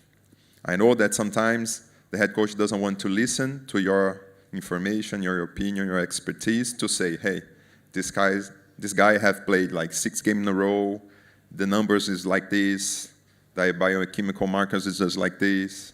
And from our experience and the historical data of this player, he's about to break because he had this in other opportunities. And sometimes the head coach, oh, I got my feeling, I talked to the player, he said he's okay, and all that stuff. But in the other hand, we as performance professionals and sports scientists, we need to translate better these information to the head coach. So it's not like their fault. So the communication is something that we talk for a long time, but this is very important to understand and respect the role of the other and try to find an agreement and a balance to just decide together. And I think it could be a start to just change. But one more time, this is not the cause of the problem. The cause of the problem, there's a lot of competition, games, and less time to recover. It's in our face. Thank you very much. You're really helping now because that's the following topic. So everybody is chatting and sharing knowledge about data or opinions about data. We are surrounded by data every time, everywhere. Rick, you mentioned in 2022 about data is available everywhere, every time. Now the cost is reducing across time. So it's very hard to say that we don't have data available right now. Okay. The question to you is now, of course, to have emerging AI solutions, as you just mentioned. The question is now how to ensure a seamless implementation of this data world into the real world. That's for me, as you guys just said, without that, you mentioned that in Doha, without that, it's useless. So how can we ensure a seamless implementation from the data world to the real world in the staff room or with the players as well? Yeah, I think we are all inundated with new technologies and just emails from the different companies or different contacts. We've done this, try this is new, we've integrated AI, which is fine, but the process then is the selection of what do we actually need in our context to add something to what we're currently doing, as opposed to, ooh, that's interesting, but then you buy it, you take it, but you're not actually using it. So it's again the selection of which data you're bringing in-house and how you can actually utilize it, whether it's on a daily basis or in a specific moment of the training week for maybe monitoring recovery. But it's all about that feedback loop to get the information back to the table, to communicate it to the coaches and work on that greater individualization of the training. Because I think in the future, there will be more attention to that aspect of the single individual within the bigger group, which it's already been going in that direction. But if you integrate more information that you have available, in theory, I think it will lead to more differentiation in that. Thank you very much. Felipe, Rick? No, up to you guys. I think, first of all, like there is so much available, and I think we need to go back to like, all right, what we need. And I am guilty of buying everything that's out there because we have the opportunity. So money is not the issue. So we just buy all the data sources that we have. So we thought about like, we have so much. So do we all need to do this in-house? So we thought about this idea of what we call the tasting garden. And our tasting garden is an external opportunity, for instance, in a university or a PhD student, to first figure out what that data actually means before we bring it in. And that helped us enormously, because now we had, excuse my language, but we have this bullshit filter where we know, like, this set of data is super valuable maybe for this club, but it doesn't help us. And we don't have to solve it internally because it's already solved out externally. One of the transitions we try to make is to understand Mother Nature, because everything we do is in order to create knowledge about an organism that is led by agents and ancients of Mother Nature's cell structure. And we don't look into the cell structure because we're not able to look into the cell structure because we're not going to take blood every game, or we don't pull, you know, the data, or we do pull the data, we don't pull like the actual biological matter out of it. So we try to evolve into an environment, hopefully what we call like the one metric outcome, to have one single piece of advice that gives something that is close to what Mother Nature is changing after every game, after every session, before a game. But it's so complicated because I think we're already working with almost 40 different external suppliers of data, plus we have our own data. But we try to solve the problem Mother Nature gives us with more games, with an intense training, with a -1 is, you know, sometimes like the high intensity ones just shoot into the air because someone had this luminous idea of doing runs on that particular day, but then you win the next game and no one gets injured over the month. So we're not even close to the truth. But data is there to solve Mother Nature's problem. And I think we sometimes go deeper into the hardware part and we think that that's the truth. And I hope we eventually have some kind of a solution for that. Thank you very much. I would like to add that when we're thinking about all of the solutions that we have in the market, there are 3 key points that I like a lot before you decide to acquire. It's the scientific background, the cost benefit, and the practical applications. Otherwise, you're going to buy everything if you have money. And you need to look for the problems that you have in your club, in your reality, in your culture, so you can think that if that solution is suitable or not. But the idea is considering a lot of data.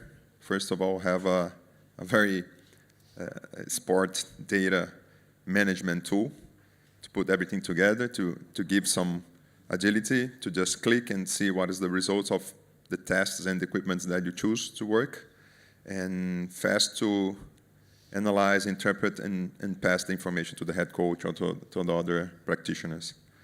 This is, for me, the first step, considering all of the data that we have. But even though we have everything like this, I still believe that data is just a part of our job. We need to connect with the head coach, we need to connect with the player, we need to understand the player. We had an experience in our former club in Brazil, a player that had bad numbers for a lot of measurements, but he played 64 games in the season without an injury. He was a defensive midfielder, and that's okay. It's hard. The data will give us a lot of agility, analysis, but we need to use the AI and the technology in a very smart way, right? Thank you very much. Unfortunately, we are arriving at the end of our chat. I just would like to listen from you guys a quick sentence or something to wrap up on your view about the future in football, please. Darek, Rick, Felipe, up to you guys. A summary is, I think your 3 points there relating to how you select the technology is related to even wider to the general concept of data, and then how you use it in your environment. So there will be changes in performance on the pitch, whether it's dictated by changes in rules or changes in continued improving training to improve performance. And how we work with that depends on how we get the information back and adapt also ourselves to the new environment. Because the most dangerous thing is always we used to do it that way, and then we're not the ones adapting to the new situation. That also, from an academy point of view, you're not building the players to be ready for that next step. Yeah, brilliant. Thank you very much. Well, that was it, I think.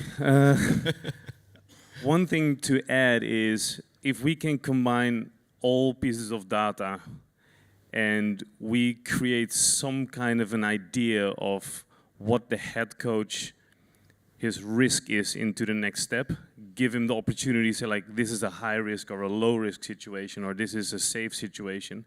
I think probably that is where, if there is a good language between us, we probably will be able to take it a step forward. But we have to make it extremely easy, go from the hardware and software into some kind of a common direction and have an understanding of what the risk is for next action. Thank you very much. Felipe.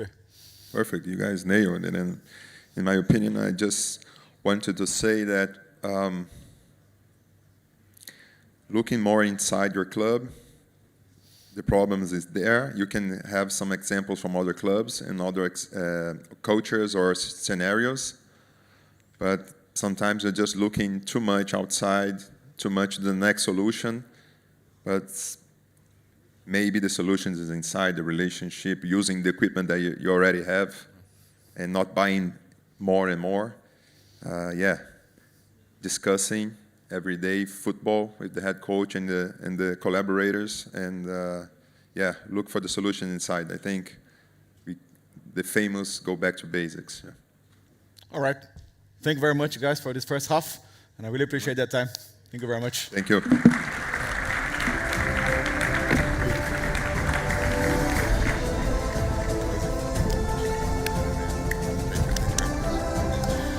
Guys, we arrive now to the second half, where we will focus more on the football technical and tactical aspects. To do so, I would like to welcome onto stage Fred Lipke from MLS.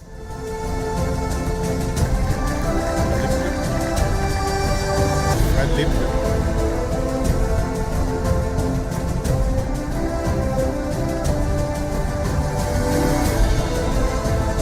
Fred Lipke.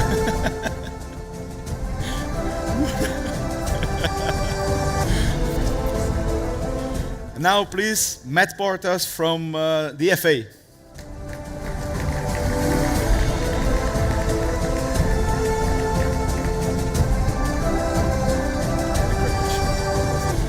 Last but not least, Mario Ancheta from LAFC.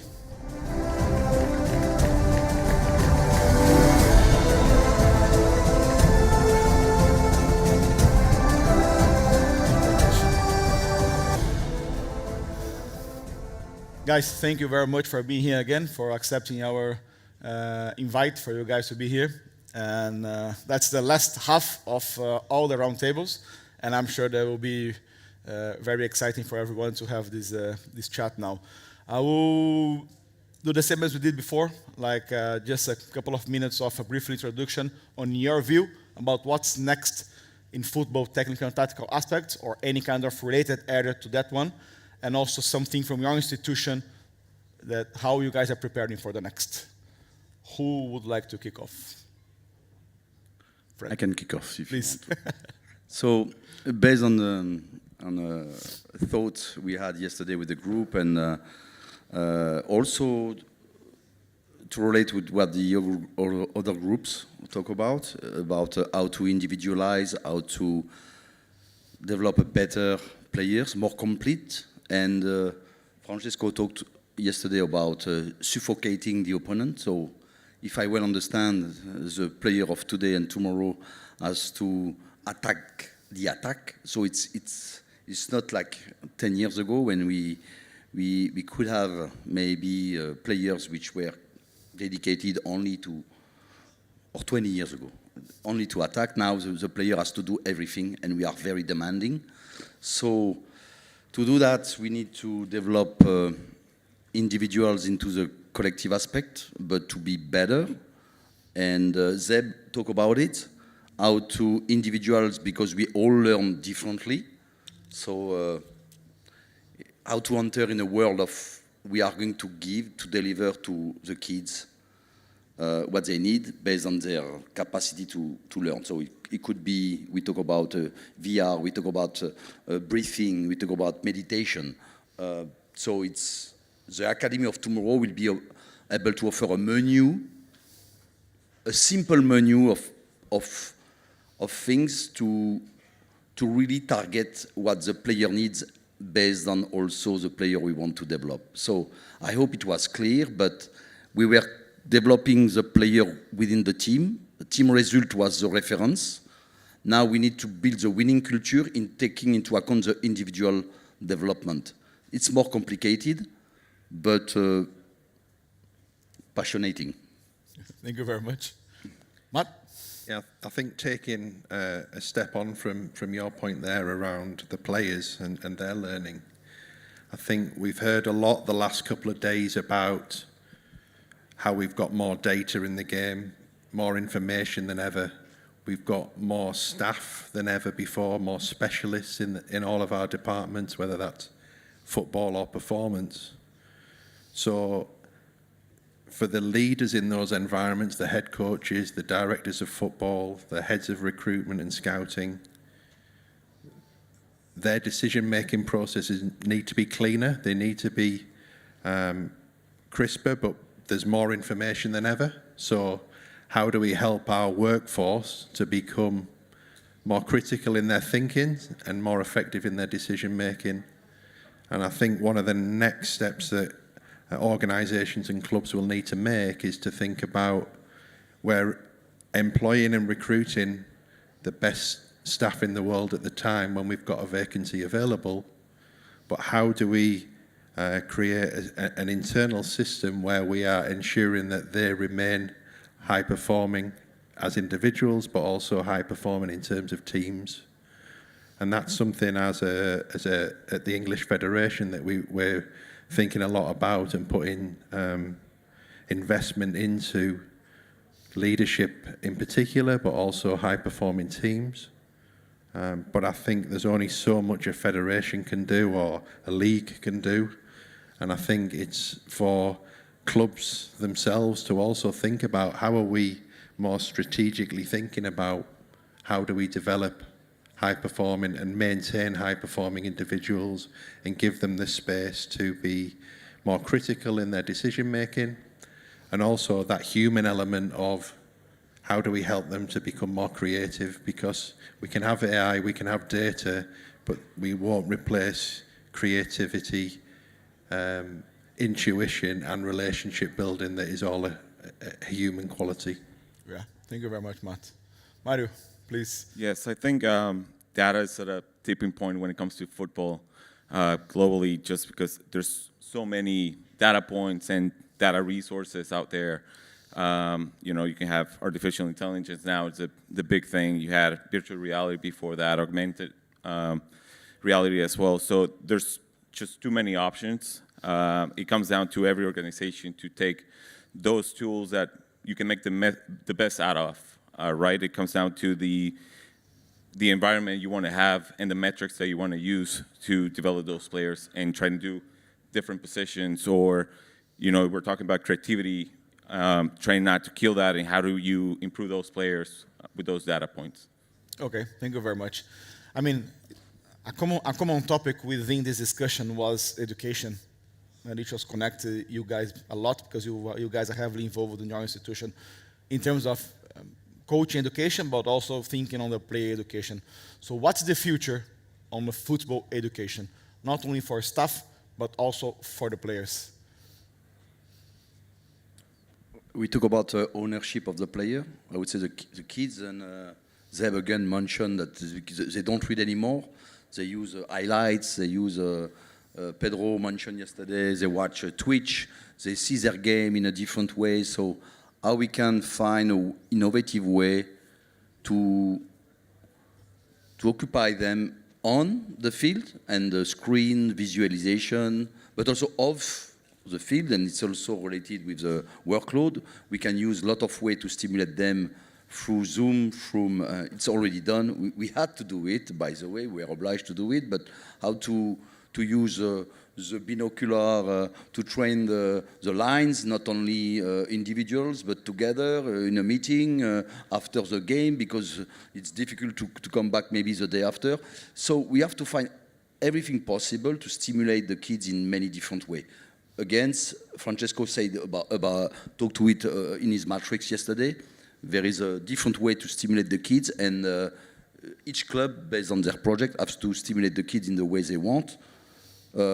Some of them think it's only collective. Some of them think it's very individual. I would say each club has to define his way. But I would say the kids now are smart in a different way, and we have to. It's tough to match the level of what they need and to be always ahead and in anticipation about what they need. Yeah. Matt, similar approach from your end? Yeah, I think so. Thinking about the staff and the workforce again, it's critical that we find time and space for people to be able to develop themselves. I think at the minute, fix your schedules, but also, I guess, some of the entrenched ways of working means that people are foot to the floor, hundreds of miles an hour, not many days off, very long working days. Like, is that an effective use of time, or do we need to sometimes press the pause button, find a way to allow people to have time and space to think about how they're doing things, not just actually doing things? And if we can do that in a more structured and systematic way, so rather than people just saying, oh, I think going to the Aspire Fellows conference would be a really good thing for me, and the club say, yes, you can go. Like, what does that individual actually need, and have we got a development plan for them as an individual, but also for the team that they're working collectively? And I think even more importantly, now that we've got bigger teams, bigger departments, the benefit of that is that you can get take deeper dives into performance and understanding data and understanding methodology, etc., whatever it might be. But what we end up getting is very siloed working if we're not careful. So again, how do we create time and space and development opportunities for interdisciplinary high-performing teams to be effective and work together and develop those teams so that we're getting the most out of them? Yeah, that's the biggest challenge. So, Mario, anything on that topic? We can keep going. Okay, that's fine. So the thing is, I think now we can go in depth on the game itself, as we have already started a discussion in our workshop yesterday. So, I mean, the increase of the game demands is clear from the physical and technical point of view. So, how do we foresee the game? So, the game of the future, how would that look like?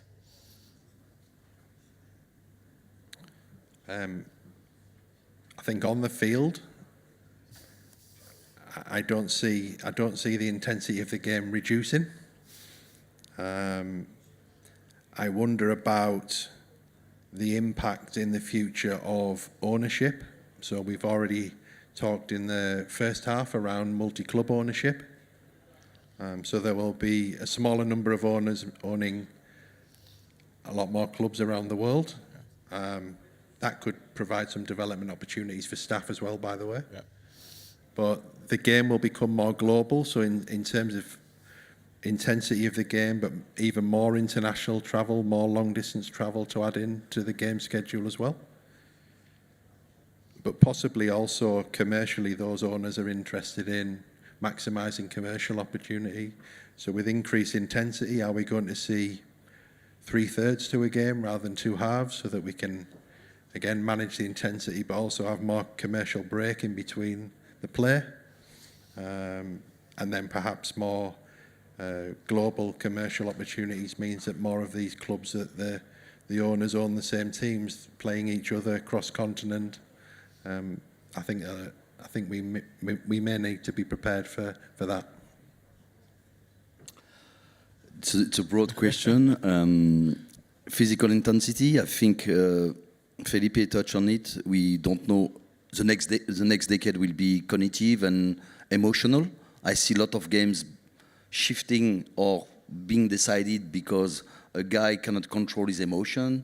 A supposed top-level player because he goes too far and he doesn't control. That's also because the importance of the game of soccer in the world of football is getting very too high almost, and almost nation now competes on not on the battlefield, but on the football field. It's also very scaring sometimes. So a lot of pressure on the shoulder of the players for a piqué, for the last minute. But for the we talk about the intensity of the game, and I look back and I try to set back about the way we play. I hope we will have a fairest game, because nowadays, I would say the last 15, 20 minutes sometimes of the games are not very interesting because everyone try to cheat the game. So going and shifting in a time-effective play would be the guarantee that if you want to stay 5 minutes on the field, we will play the right amount of minutes, and I think it will avoid a lot of excess in terms of how to exacerbate the behavior of coaches, of people, of clubs, of fans. So I hope we keep the quality, intensity, but also the fairness. Want to adjust also about the player, also himself. Now the goalkeeper has to understand what in the mind of the forward to really anticipate. So the level of knowledge of the player which are on the field are complete. It's not positional. You have to know your position, but you have to know what you can expect from your players with you to anticipate the right next action. So in fact, what we are going to request from the kids in terms of knowledge is massive. I think anything. No, just to add to their points, basically, Fred is talking about some of the rule changes that they've done in MLS on the next pro level, which is the third division.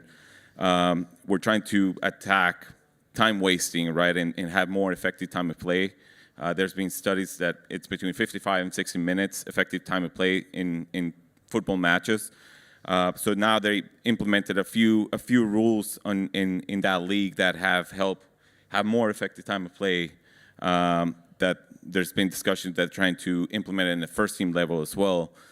Basically, 10 seconds to the substitution to come out. Otherwise, next player stays out for 2 minutes. And there's different ways to attack that kind of changes, right? And time wasting and cheating on the field. Yeah, and Matthew's point, in terms of like international travel, there's been, obviously the calendar is changing. There's discussion about Super League and La Liga trying to make games in the US, right? So all of those things are impacting the game and the intensity of those games. Yeah. I mean, just on that point that you just raised, Mario, in terms of MLS changing some rules to make the game, to have more effective time. But we've been sharing yesterday that should be a common approach, right, Fred? Otherwise, it will be... Because there is a competitive integrity, competitive balance. If some country wants to change something but we are not aligned, that means the other country is penalized when the referee don't apply the same rules or don't see this action. So FIFA has still have a very important role to play. And FIFA and all together, we have the guardian of the game. So if we all want to play, and here we have mainly clubs which are focused only on we have to win. We are the KPIs is at the end is winning, but we have also to take care of the game. And if you want games to be watched, to be practiced, it has to be very fun to watch. Sometimes I look at some games. At the end, it's more a very sneaky game than to a really fair game. I think I see the stakes are increasing, and the fair play is decreasing.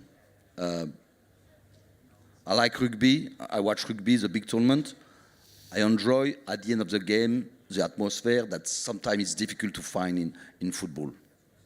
Okay, clear. And just on that topic, what would you wish to change in a game in the future? Maybe we don't foresee this change, but things that you guys might wish to change in a game. You just mentioned like to have a more fair game. Is there something else that you guys wish to change in a game? From my perspective, I think attitudes to what is hard work and allowing people time to develop themselves as well as do their work is probably a really different mind shift for people, because at the moment people think that more work is better, and sometimes you need to have the peaks and troughs in your working time to be able to actually become better at the job that you're trying to do and to make better decisions. So maybe a change in attitude to working practice is something that I would like to see changed in football. Mario? I think there needs to be more alignment when it comes to world football, in terms of obviously the investment teams can do and spending that clubs can do, because obviously you see all around the globe the amount of clubs that have going bankrupt or they're having trouble financially, right? There needs to be some sort of balance or some sort of control or oversight over those clubs, just to make sure those things don't happen and the gap doesn't get wider and wider between the bigger clubs and the smaller clubs. Okay.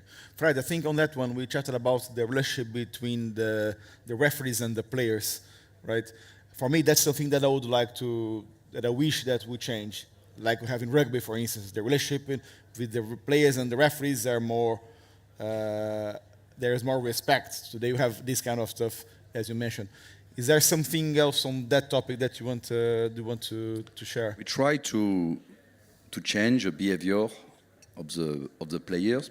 The referee has the tool. Why it's not done? Because certainly the product or the broadcast will be sometimes a game will be 7v7 or 8v8. That's the ultimate amount of player we can keep. But it's a collective effort. I would say it would be good to change, because I see also the change. Coaching evaluation is not how to look like success for an academy is important. So I see a lot of in the US tournament where the young coaches, head coach, try to mirror the intensity and the emotion of the first team, and he gives some bad look to some staff which only put the pressure on the referee, are not focused on the right thing to evaluate the quality of their team or individual development, and more focused on what can help to put pressure on the opponent or on the ref. So we have a lot of work to do. How to recognize coach. Recognizing coach is not ultimately, and Mr. Bravo talked to him, talk about it yesterday in intro. He talked about you can lose a game and to have very high KPIs in what you're doing collectively or individually. So being aligned in our clubs to say how we evaluate success individually, collectively, the result is one piece. But don't forget that the quality of play and our player will predict the next result. Yeah. So if we don't work in quality and we don't work on the quality of play, don't expect to be a winner tomorrow. And the loser of today can be the winner of tomorrow. Yeah, for sure. There's only one winner. I will just touch on something interesting that Matt raised earlier, which are their merging of the MCOs, okay, the multi-club ownership models. So this is something that is like quite new in our industry, and it's growing more and more and more. So what is the future? Do you think that the MCOs will dominate major of teams?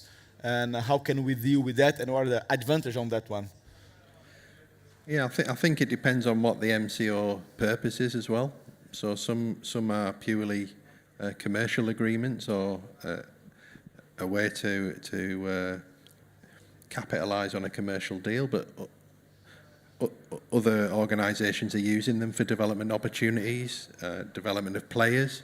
But I think in the future, again, it's another opportunity to perhaps develop staff, give staff different perspectives on their area, whether that's in coaching, performance, scouting, whatever that might be, or it might be to provide like leadership development opportunities in different clubs around the world.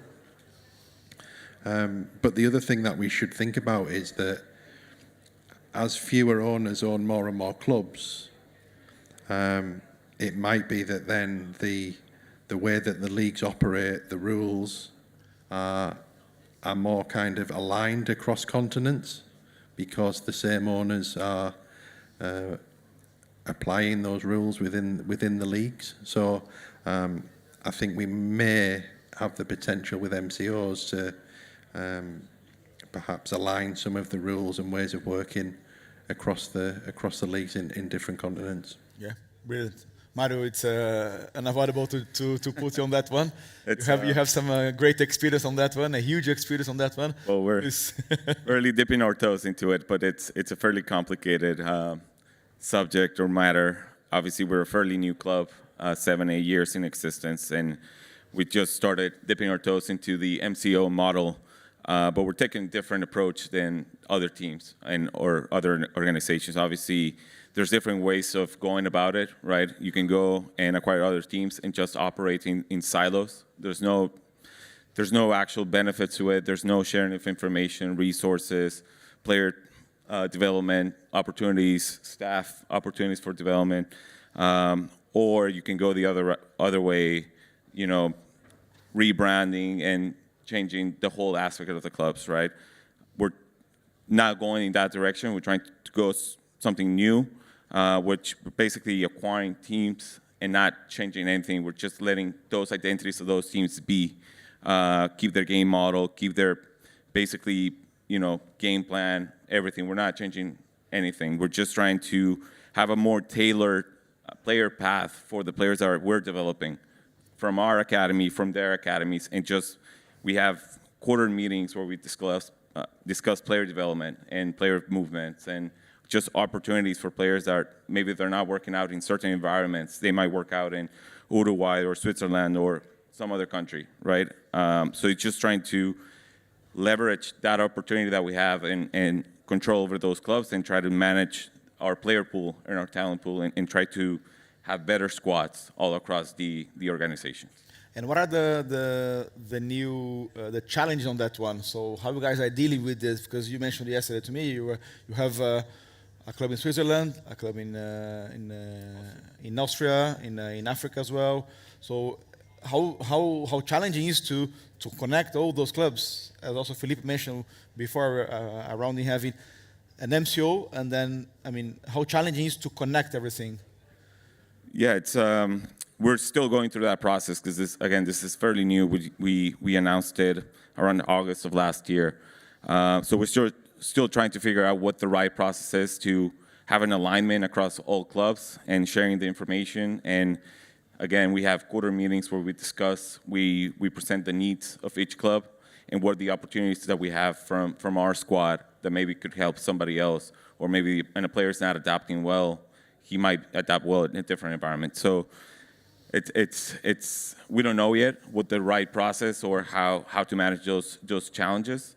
It's still something that we're trying to discover, but again, we're trying to revamp our staffing just to try and cover all those aspects of.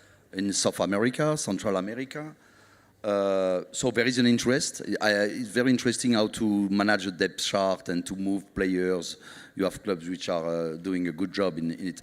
Technically speaking, based on my experience, I didn't see a lot of clubs being able to align 3, 4, 5, 6 clubs doing a very good job, because it's very difficult to do it in one club, because you have the leadership, you have the quality in staff, in people, the capacity to meet. For now, from my experience, the technical project is very difficult to implement in different entities. They say it, they brand it, but the context is different, the quality of the staff member is different, and when you miss something, at the end it's a bad recipe. And do you foresee any short-term changes on this matter?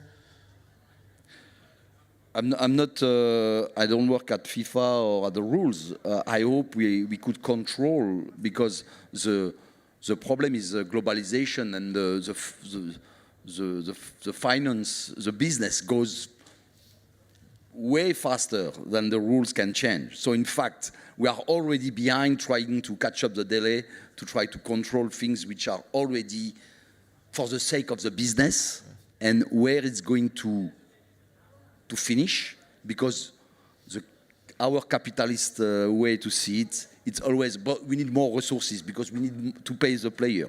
I don't want to advocate for the salary cap, because I work in the US, but we need more football and soccer in the US. We need more, maybe, structure in financial fair play and capacity to avoid to go too far, because we see in many countries the TV rights are not going to, with the multiplicity of platforms. Now we have 10 platforms to watch the game we want. It's getting complicated to convince tomorrow to pay 10 subscription to see the games we want to watch. So there is a danger to push the envelope too far, and we will need to be reasonable if you want to keep I would say, a game which is still fun. Yeah, thank you very much. Just to wrap up, so just a final word from each one of you guys in terms of how do you see the future of football? Very quick, please. Who wants to just kick off? Matt, please. Yeah, I'll go back to the development of the workforce, I think, and particularly the leaders. So leadership can be a lonely place at times for the head coach, for the director of football, for the director of performance. How do we create opportunities to develop their leadership skills, to make sure that they are high performing, that their teams are high performing around them, and that they've got the time and the space to develop that creativity and intuition that is needed in a more complex, data-rich world. Yeah. Thank you very much. Mario? No, I think football is evolving constantly. It will keep evolving through a blend of strategic technology investment, performance metrics, and obviously diversity in talent. I think football is getting more globalized day by day. So yeah, I think it's just going to keep evolving in that regard. All right, thank you very much. Fred? It's already the case, but I see football becoming a religion, a good one, I hope, because we are all here because we love football. Yeah. It has an importance in the society which is very high. It's going to keep going. So now how to balance the passion and the commercial and the needs of money is going to be the next challenge. How to keep the game we love to play, and to guarantee to these kids to have fun and not only to think about things. Sport is made to be healthy, to have fun, to build also good people, and we have to keep this balance. All right, guys, we appreciate our time. Thank you very much. Thank you.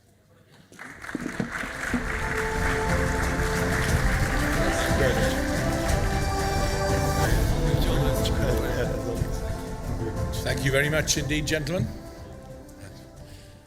Thank you also to Andre. Thank you. Any size. Thank you very much. Now, please stay where you are. I'd like to call upon Walter Di Salvo, who has a message for us.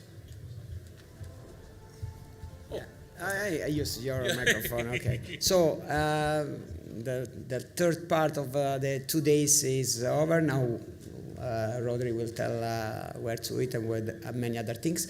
But just a communication. Yesterday, during my speech, I told you that this year we signed an agreement, an MOU with Fit Together, because we decided to enter in the way we would like to have the idea to have a device powered by Aspire. So we are thinking we would like to give contribution with our sports scientists using the data from several teams, because we have the data from all the country, in the way that we can enhance a system, customizing the system according to the needs of the pitch, of your needs. So we signed an agreement with Fit Together, that is by the way, is FIFA preferred provider. So they have already a certification by FIFA.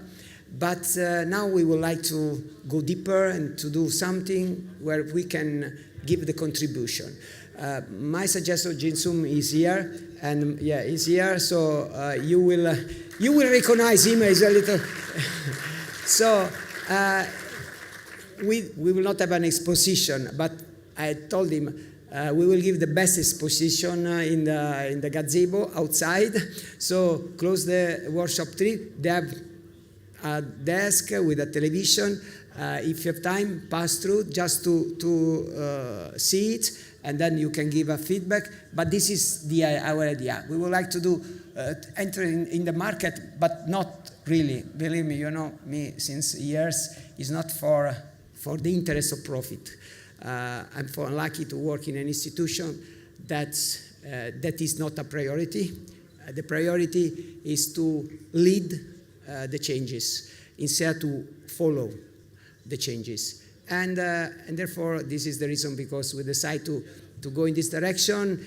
I'm more than sure that in 1 year we will show also a new concept of gym, a new technology we're developing in the house, a new criteria that, from my point of view, will change completely the approach of the gym. Strong words, but I hope that in a few months I can show to you. And we are doing also some other things for nutrition, for sleeping. So we decide, because we are free time, we don't have so much things to do. We decide to be challenge ourselves in these some points that we believe that can add. No, the quality of sleeping, now there is situation, but we can do something. The food in the canteen, we never know what they eat. We do not have a control, so we are creating a smart plate with technology, with the university, with the investment from outside, just to be honest, absolutely not to have an income, but they have the best income that this country can have, that is to be recognized as a leader in the performance area. Okay, so now I leave to Rodri to give the messages in terms of time. I keep enjoying this day, and then today with the fellows we'll do also something special. See you. Thank you, Walter. Just to let you know that this afternoon I'll be handing the reins over to my friend and colleague from beIN Sports, Aaron Summers. So Aaron's over there at the... nice to see you, Aaron. Thank you for that. What's going to happen now is you're going to get a lunch break, but be back just in over an hour, 1:45, to begin the workshops. If you can please go directly to the workshops. At 1:45, knives and forks down, back to the workshops, back with those great ideas and sharing that wonderful knowledge and information with each other. Thank you very much for your attendance and your support. Thank you.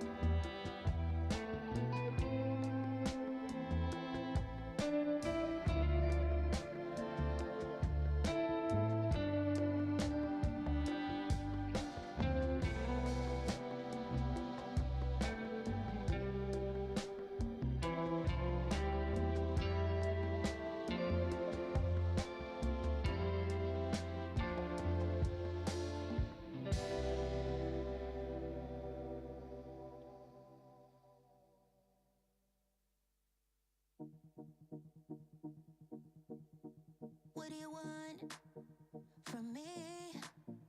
Are you trying to get me back or just bad memories? What do you want from me? You can buy my love with all your treasuries. Oh, you think that you're alright, and you think that you care. Another day, another fight.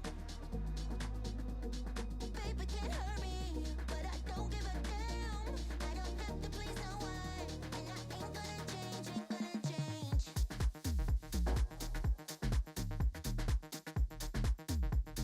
Ain't gonna change, ain't gonna change.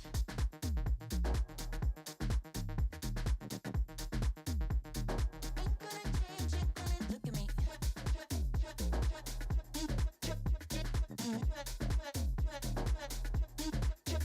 Look at me.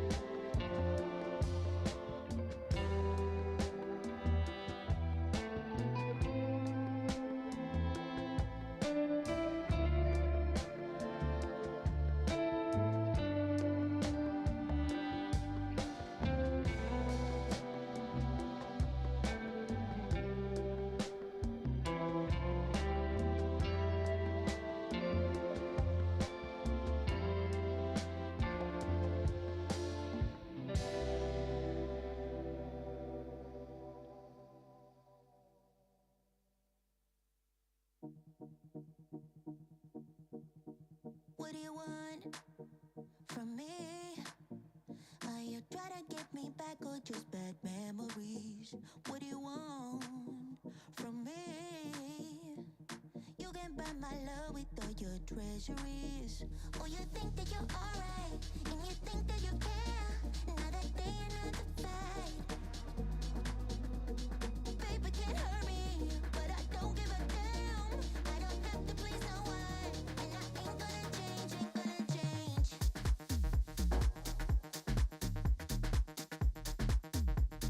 Ain't gonna change, ain't gonna change.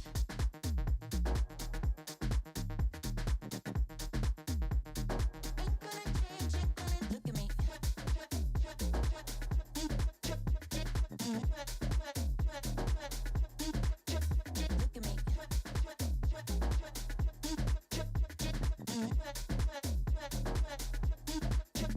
What do you want from me?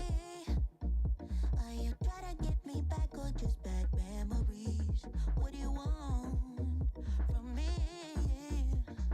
You can buy my love with all your treasuries. Oh, you think that you're alright, and you think that you care. Another day, another fight.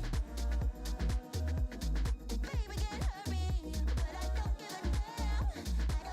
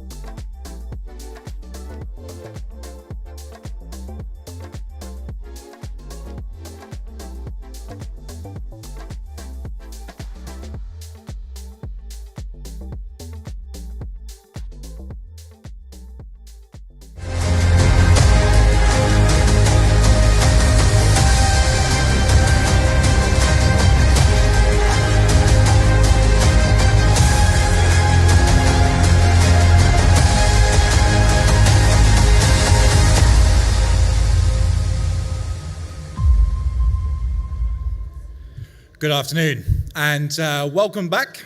I think it's fair to say it was another productive session on the beach there. Really, really good collaborative effort to hear all your stories and your advice and ideas, and sharing these ideas to make sport great as the sport that we all know and love. Thanks to Rodri, there's been a change at the top here, as you can see. Bit of background on myself. My name's Aaron Summers and I work for beIN Sports, and I've been in this country now for 11 years. 11 years tomorrow, in fact, so I've seen firsthand this magnificent country. And not only just that, looking from the outside in, the magnificent work that the Aspire Academy does. And from that, I will say that the work that you all do is highly respected and highly appreciative. So thank you very much for that. So the purpose of this now is to discuss and share the ideas that we've had on the sands overlooking the Arabian Gulf there. A beautiful, picturesque setting. So we all split you up into groups, and now we'll go through the groups one by one, and we'll start with 1A. So introducing to the floor, Emmanuel Lopez.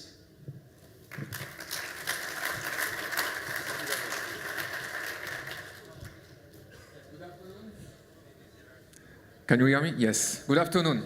So it's time now to close our summit, our day. So we were discussing during our workshop about Mind the Gap, the evolution of football performance and science over the last decade. And to summarize our point, I would like to welcome with me Perry Stewart from Arsenal FC.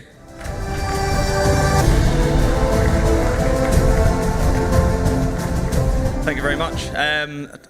Big thank you to Matteo and John for nominating me. It's always been my ambition to stand here and present to you. So after many discussions, we had about 7 or 8 to start with. We've narrowed it down. We've been ultra efficient, but you will find that there are probably several points in the first one there. So we discussed over the last 10 years the explosion of staff within the performance area in particular. But within that, the diversification, the specialists that have come in, the diverse experts that now work within that multi-team system. And we also spoke about the roles within that being specialised, which then increases the individualisation of the provision that we're able to give the athletes. And we talked about the role of the head of performance, which again is there to mitigate any sort of confusion and conflict amongst those diverse counterparts and those component parts, and is there to facilitate the work of all of those diverse experts. So we talk about, to summarise, increasing staff, more specialised staff, but being able to coordinate that staff so that we increase the provision or the effectiveness of that provision, certainly. And then the second point would be the increase in volume that we've seen over the last 10 years, but not only the increase in volume that the technologies that we use has provided, but also the ability to use that more effectively. So we believe that we're able to process more effectively, we're able to interpret, and we're able to communicate that to a much higher level. So in essence, where there's been an increase of data, which has been incredibly valuable, we do now think that we've got the expertise to deliver it on a more specific and effective way, or impactful way. Thank you very much, Perry. Thank you.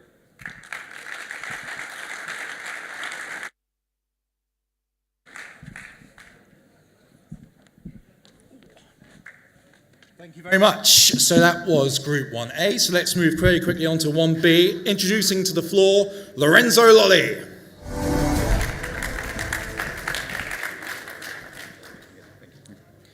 Good afternoon, everyone. So for the summary of topic 1B, I would like to welcome on stage Alejandra Gonzalez from the Mexican Football Federation.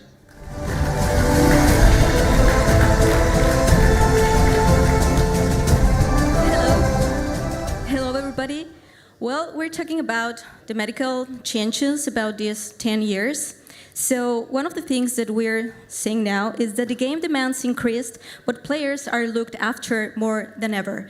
We have a lot of science involved, the player, and people that are around looking for the healthy and the integrity of our players, like nutritionists, scientists, medical therapists, everyone around. The increase in the number of the games become too much. So this is something that probably we cannot change, but we can do we have to have a close communication between the coach and all the staff around the player to know how we can work every season or every match. Injury prevention is a balance between performance and player care. Probably this is the most important thing because actually we have a lot of technology and a lot of tools now, but I think that we need to individualize each case, particularly each player, and know each one of our team. So, hope you like this information. Thank you so much, Alejandra. Thank you.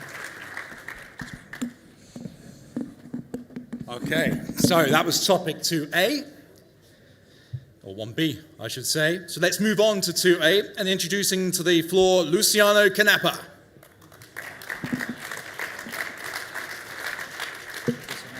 Thank you. Hello again. How are you? So for the second workshop about the technical and tactical evolution the last 10 years, I will invite Victor Matos, Academy Director, Cultural Leonesa.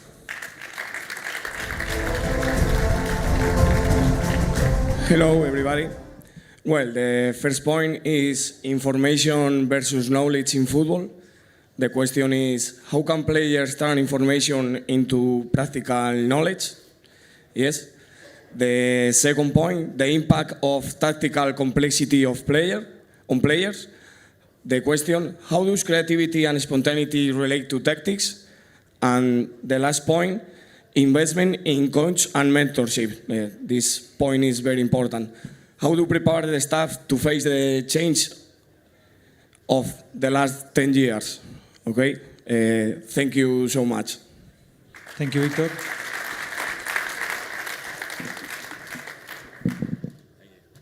Should do a juggling act. So let's move very quickly on to the next topic. As you can see, it's 2B. Introducing to the floor Rodrigo Fernandez.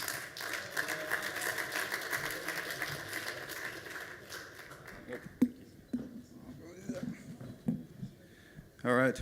To summarize our second topic, I'd like to invite here to the podium Alistair McBurney from Manchester United.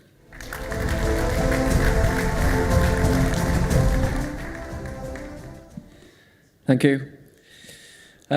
So I think there was a really interesting discussion across 2 days, which I think trying to put edges on things was quite difficult because we went around quite a bit. But I think today really managed to refine what we wanted to kind of get across. And the first one really was more general than just technical, tactical revolution.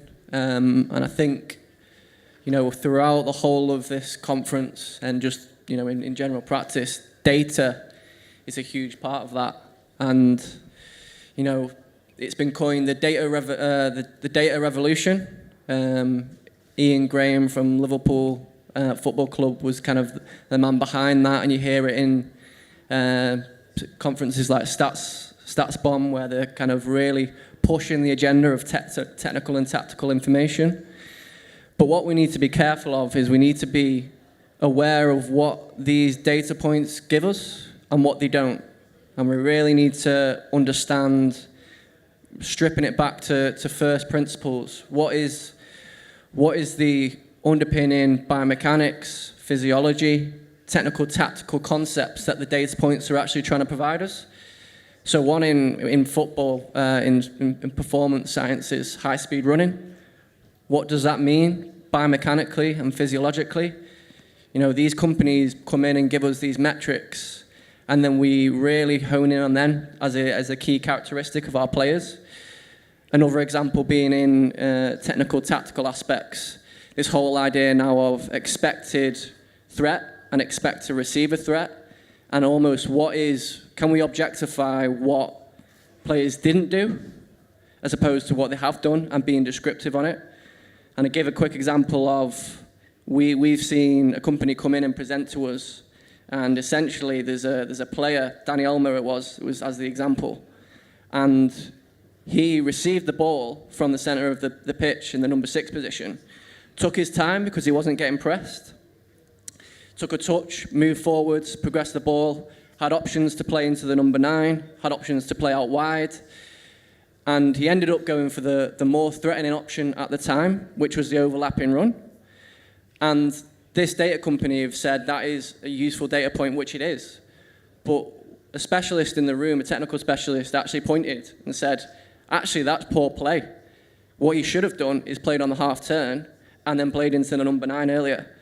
And that's the thing which we may lose if we really home in on just data and use that as a benchmark for what the insights we're trying to create. I think we need to actually take a step back and understand what it gives us and what it doesn't.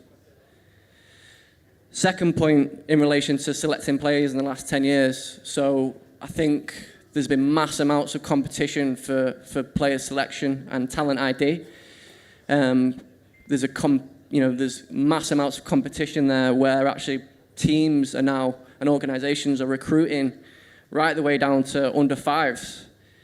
And one of our big philosophies at the club, our academy director Nick Cox, I think if he had his way, he'd start the academy at under 14s and actually allow them to experience more multiple different sports. And I think our discussion pointed to actually this point of rather than starting so broad underneath and then having a pyramid approach where we're capturing a really large network of players, instead really focusing on what are the key characteristics of players that you require for your specific game model, and almost a more vertically aligned structure where you can trim out the edges while also refining that player selection and talent ID criteria.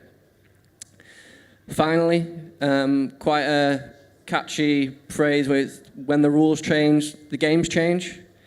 And a key point that we made really was around the introduction of allowing the defenders to come into the box for goal kicks and then increasing the pressing demands as a consequence of that. And really as a consequence of that, there's then tactics evolve and physical demands evolve where there's a lot more high-intensity pressing actions higher up the pitch. But then as a direct consequence of that, there may be more direct long balls played over the top to big centre forwards. So then the high-speed running demands may increase as well. So all these things change in line with the rules. Another example being in the Premier League last season, they increased the amount of effective playing time through simple alterations to the rules and actually increased game time through additional time measures that we saw in the Qatar World Cup as well. And that actually, we did a bit of analysis on it and increased volume demands by upwards of 6% for some measures like sprint distance. But the actual intensity of them demands decreased. So being aware of that then allows us to fill in the gaps again and really home in on what aspects are we going to have to control for, but then what are they missing in the game that they were getting previously? Thank you.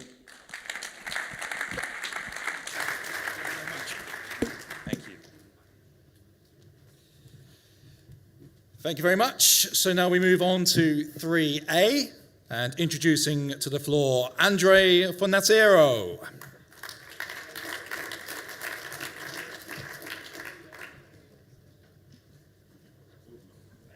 Yeah, okay. Thank you very much. Good afternoon, everyone. So just to summarize what we have discussed on topic 3A, the future of football performance, what's next from the technical and tactical point of view, I would like to welcome onto the stage Paul Killian from Philadelphia Union.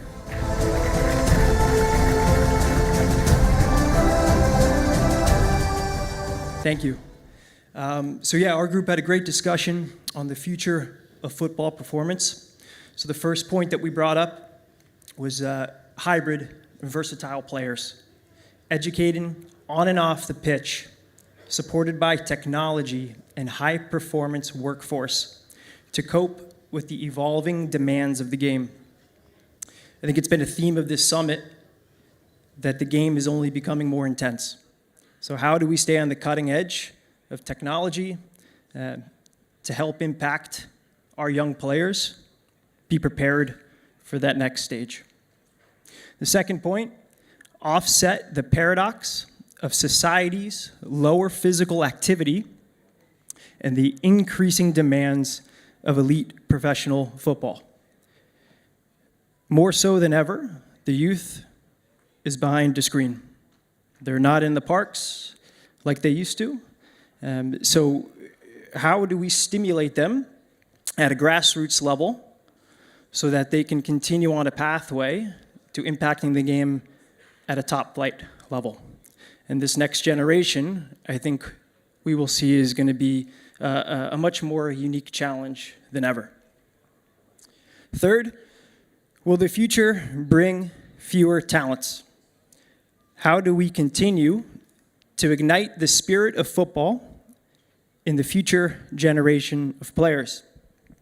Building on our last point, young men, young women, they're inside. They're behind screens. They're not outside playing in the streets. They're not outside feeling the essence of football. Can we impact our local states? Can we impact our local governments to help create more of an appetite at that grassroots level? Number 4, pushing the boundaries and rules of the game. The role of commercial interest to increase the engagement and participation. Rule changes, increase to calendar, time effective play. These are all points that have been spoken about at roundtables. I think the root of a lot of these ideas is the commercial impact. How do we get more viewers? How do we get more fans, more people stimulated by the game? So we would predict that this will continue to evolve over the next 10 years. It'll be very interesting to see how it takes shape. Thank you.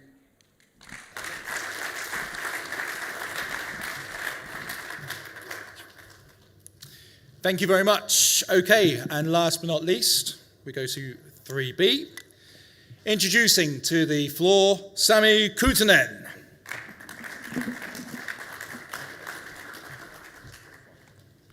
Thank you very much. Salam alaikum.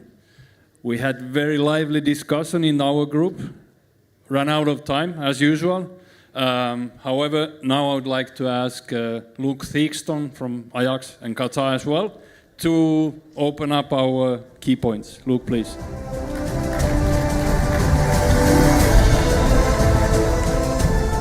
Yeah, thank you for the guys for voting for me for the talk. And it's been a very nice talk and a very nice few days. So thank you for everyone for organising everything and great for being here. We had a couple of points. These are our main points. The first one is data integration.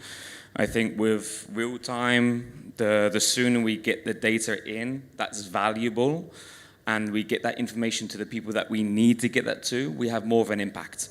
The longer we wait in getting that information or getting that data in to see what that data tells us, the less impact it will have. Of course, this data there is to impact decisions, not to solely make decisions, but to help support what we may see.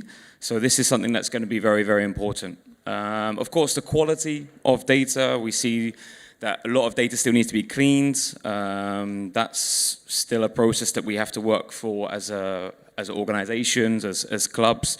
And of course, with the integration of data sources, we have so many data outputs, inputs, so we have to make sure that these are aligned to make sure that we get everything that we need.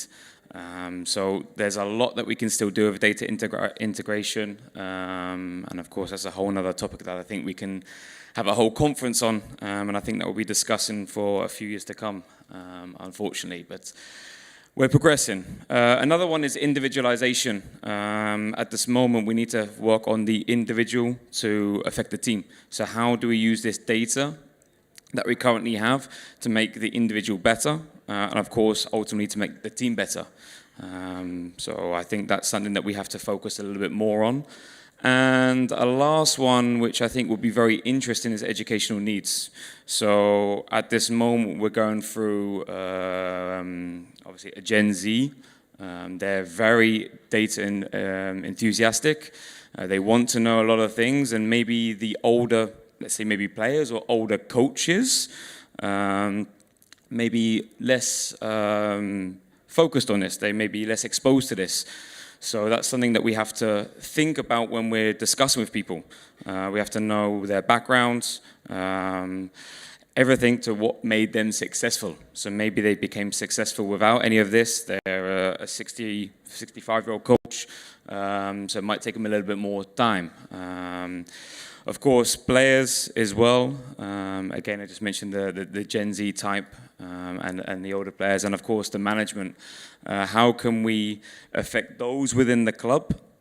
Maybe sporting directors. We need to make sure that they also have an understanding of what we want to deliver, and something that's maybe we don't do enough as a collective community is speak the same language. And a lot of the resources that we have right now may be from researchers who may be less on the pitch, and we need to come together, I think, to find ways and how can we communicate better together, speak more the same words, terminologies together, and how we can integrate that with the coaches.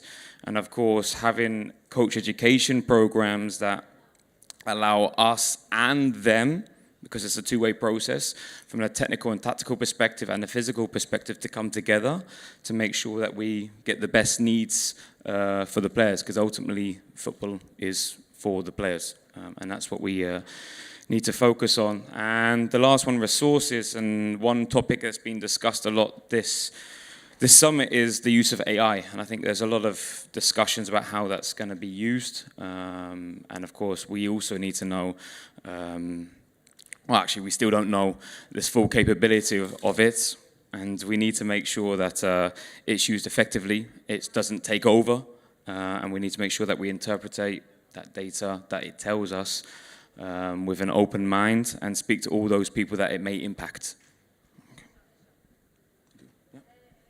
Thank you very much.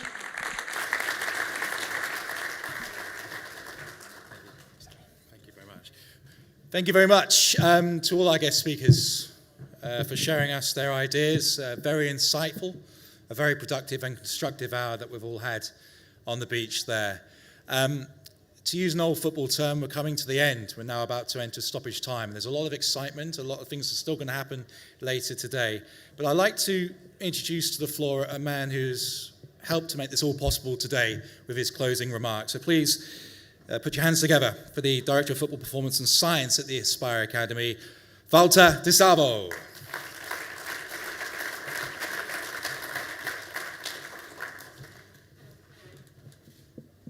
And so, we are at the end, but today I would like to just to do a soft closing, because with the fellows, with the Aspire fellows, we have still some activities now, immediately, and then this night. So we have still time to speak around the fire here with the barbecue and to touch the points with the concept of friendship.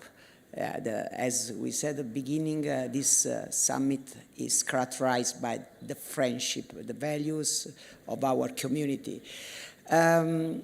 I just one comment, what you show was, I was participating, and also I would like to thank you, Mutas Bershim, a winner athlete, gold medal. He won more than 30 medals in Olympic Games, world champion, to join us and underline the value of friendship. He came just for you guys because he was with you in other summit.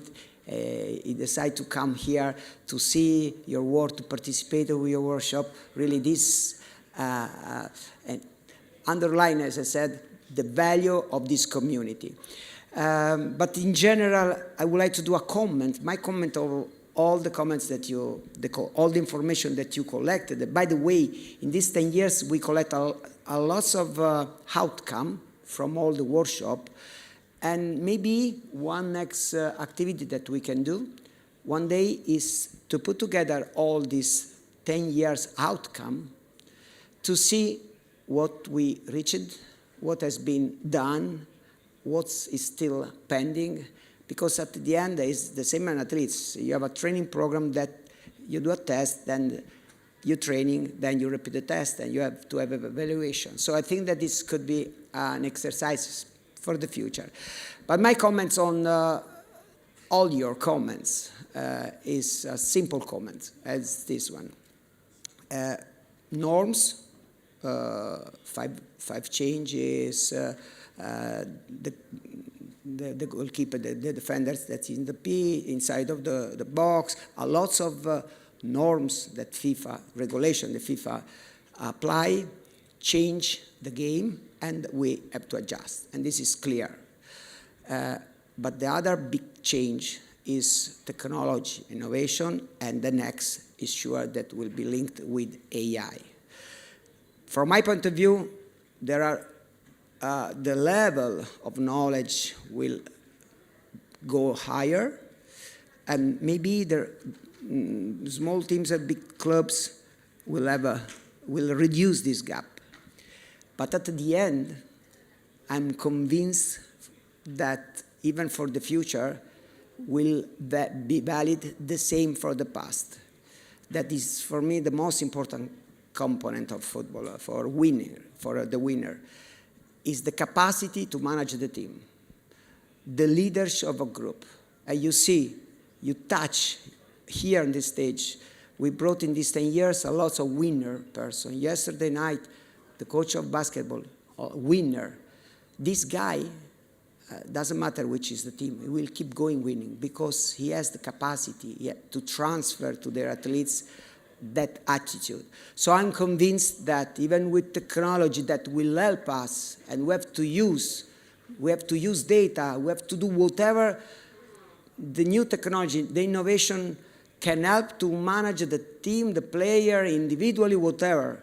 But at the end, the differences will be done always by the person and the coach that should to manage two teams, the players and the team of his staff, because now is a team. There are 10 people working with the staff. So that capacity to be integrated within his staff and let that his staff have the capacity to integrate it with the players in the different context, because now we have coaches coming from all the world, players that are coming from all the world, so we have a mix of culture. But the coach that have the capacity to integrate in the culture of that player and that place and have the connection with the player, I think that we still will have a lots of advantage too for the success of his team.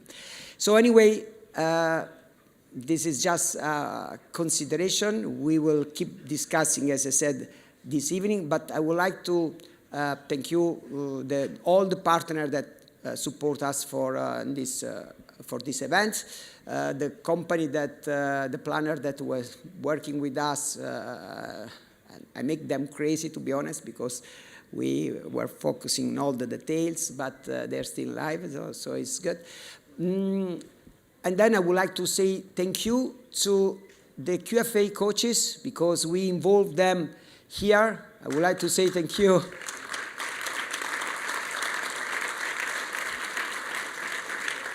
Thank you for all the coaches of Aspire. We tried, because these days, in these days we have training session, so all of them could assist to one session because we split half and half.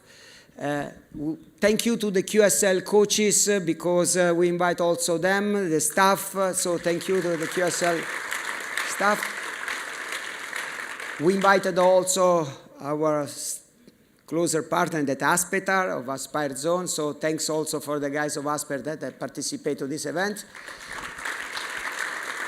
And so I enjoyed, I hope that you enjoy, guys. So now just the last communication for the fellows. So I will ask the fellows to move outside because there are cars that are waiting all of you. We will go in a secret place. And the same of the organizing committee will follow you, let's say. I will ask to all our guests, all the other persons that I mentioned before, to please wait here 15 minutes to avoid confusion in transportation. So we will move all the cars, we'll move with the fellows, and the truck will bring all the other guests in Sealine and back at home, at Doha. Thank you so much. It was really a pleasure to have all here. Thank you.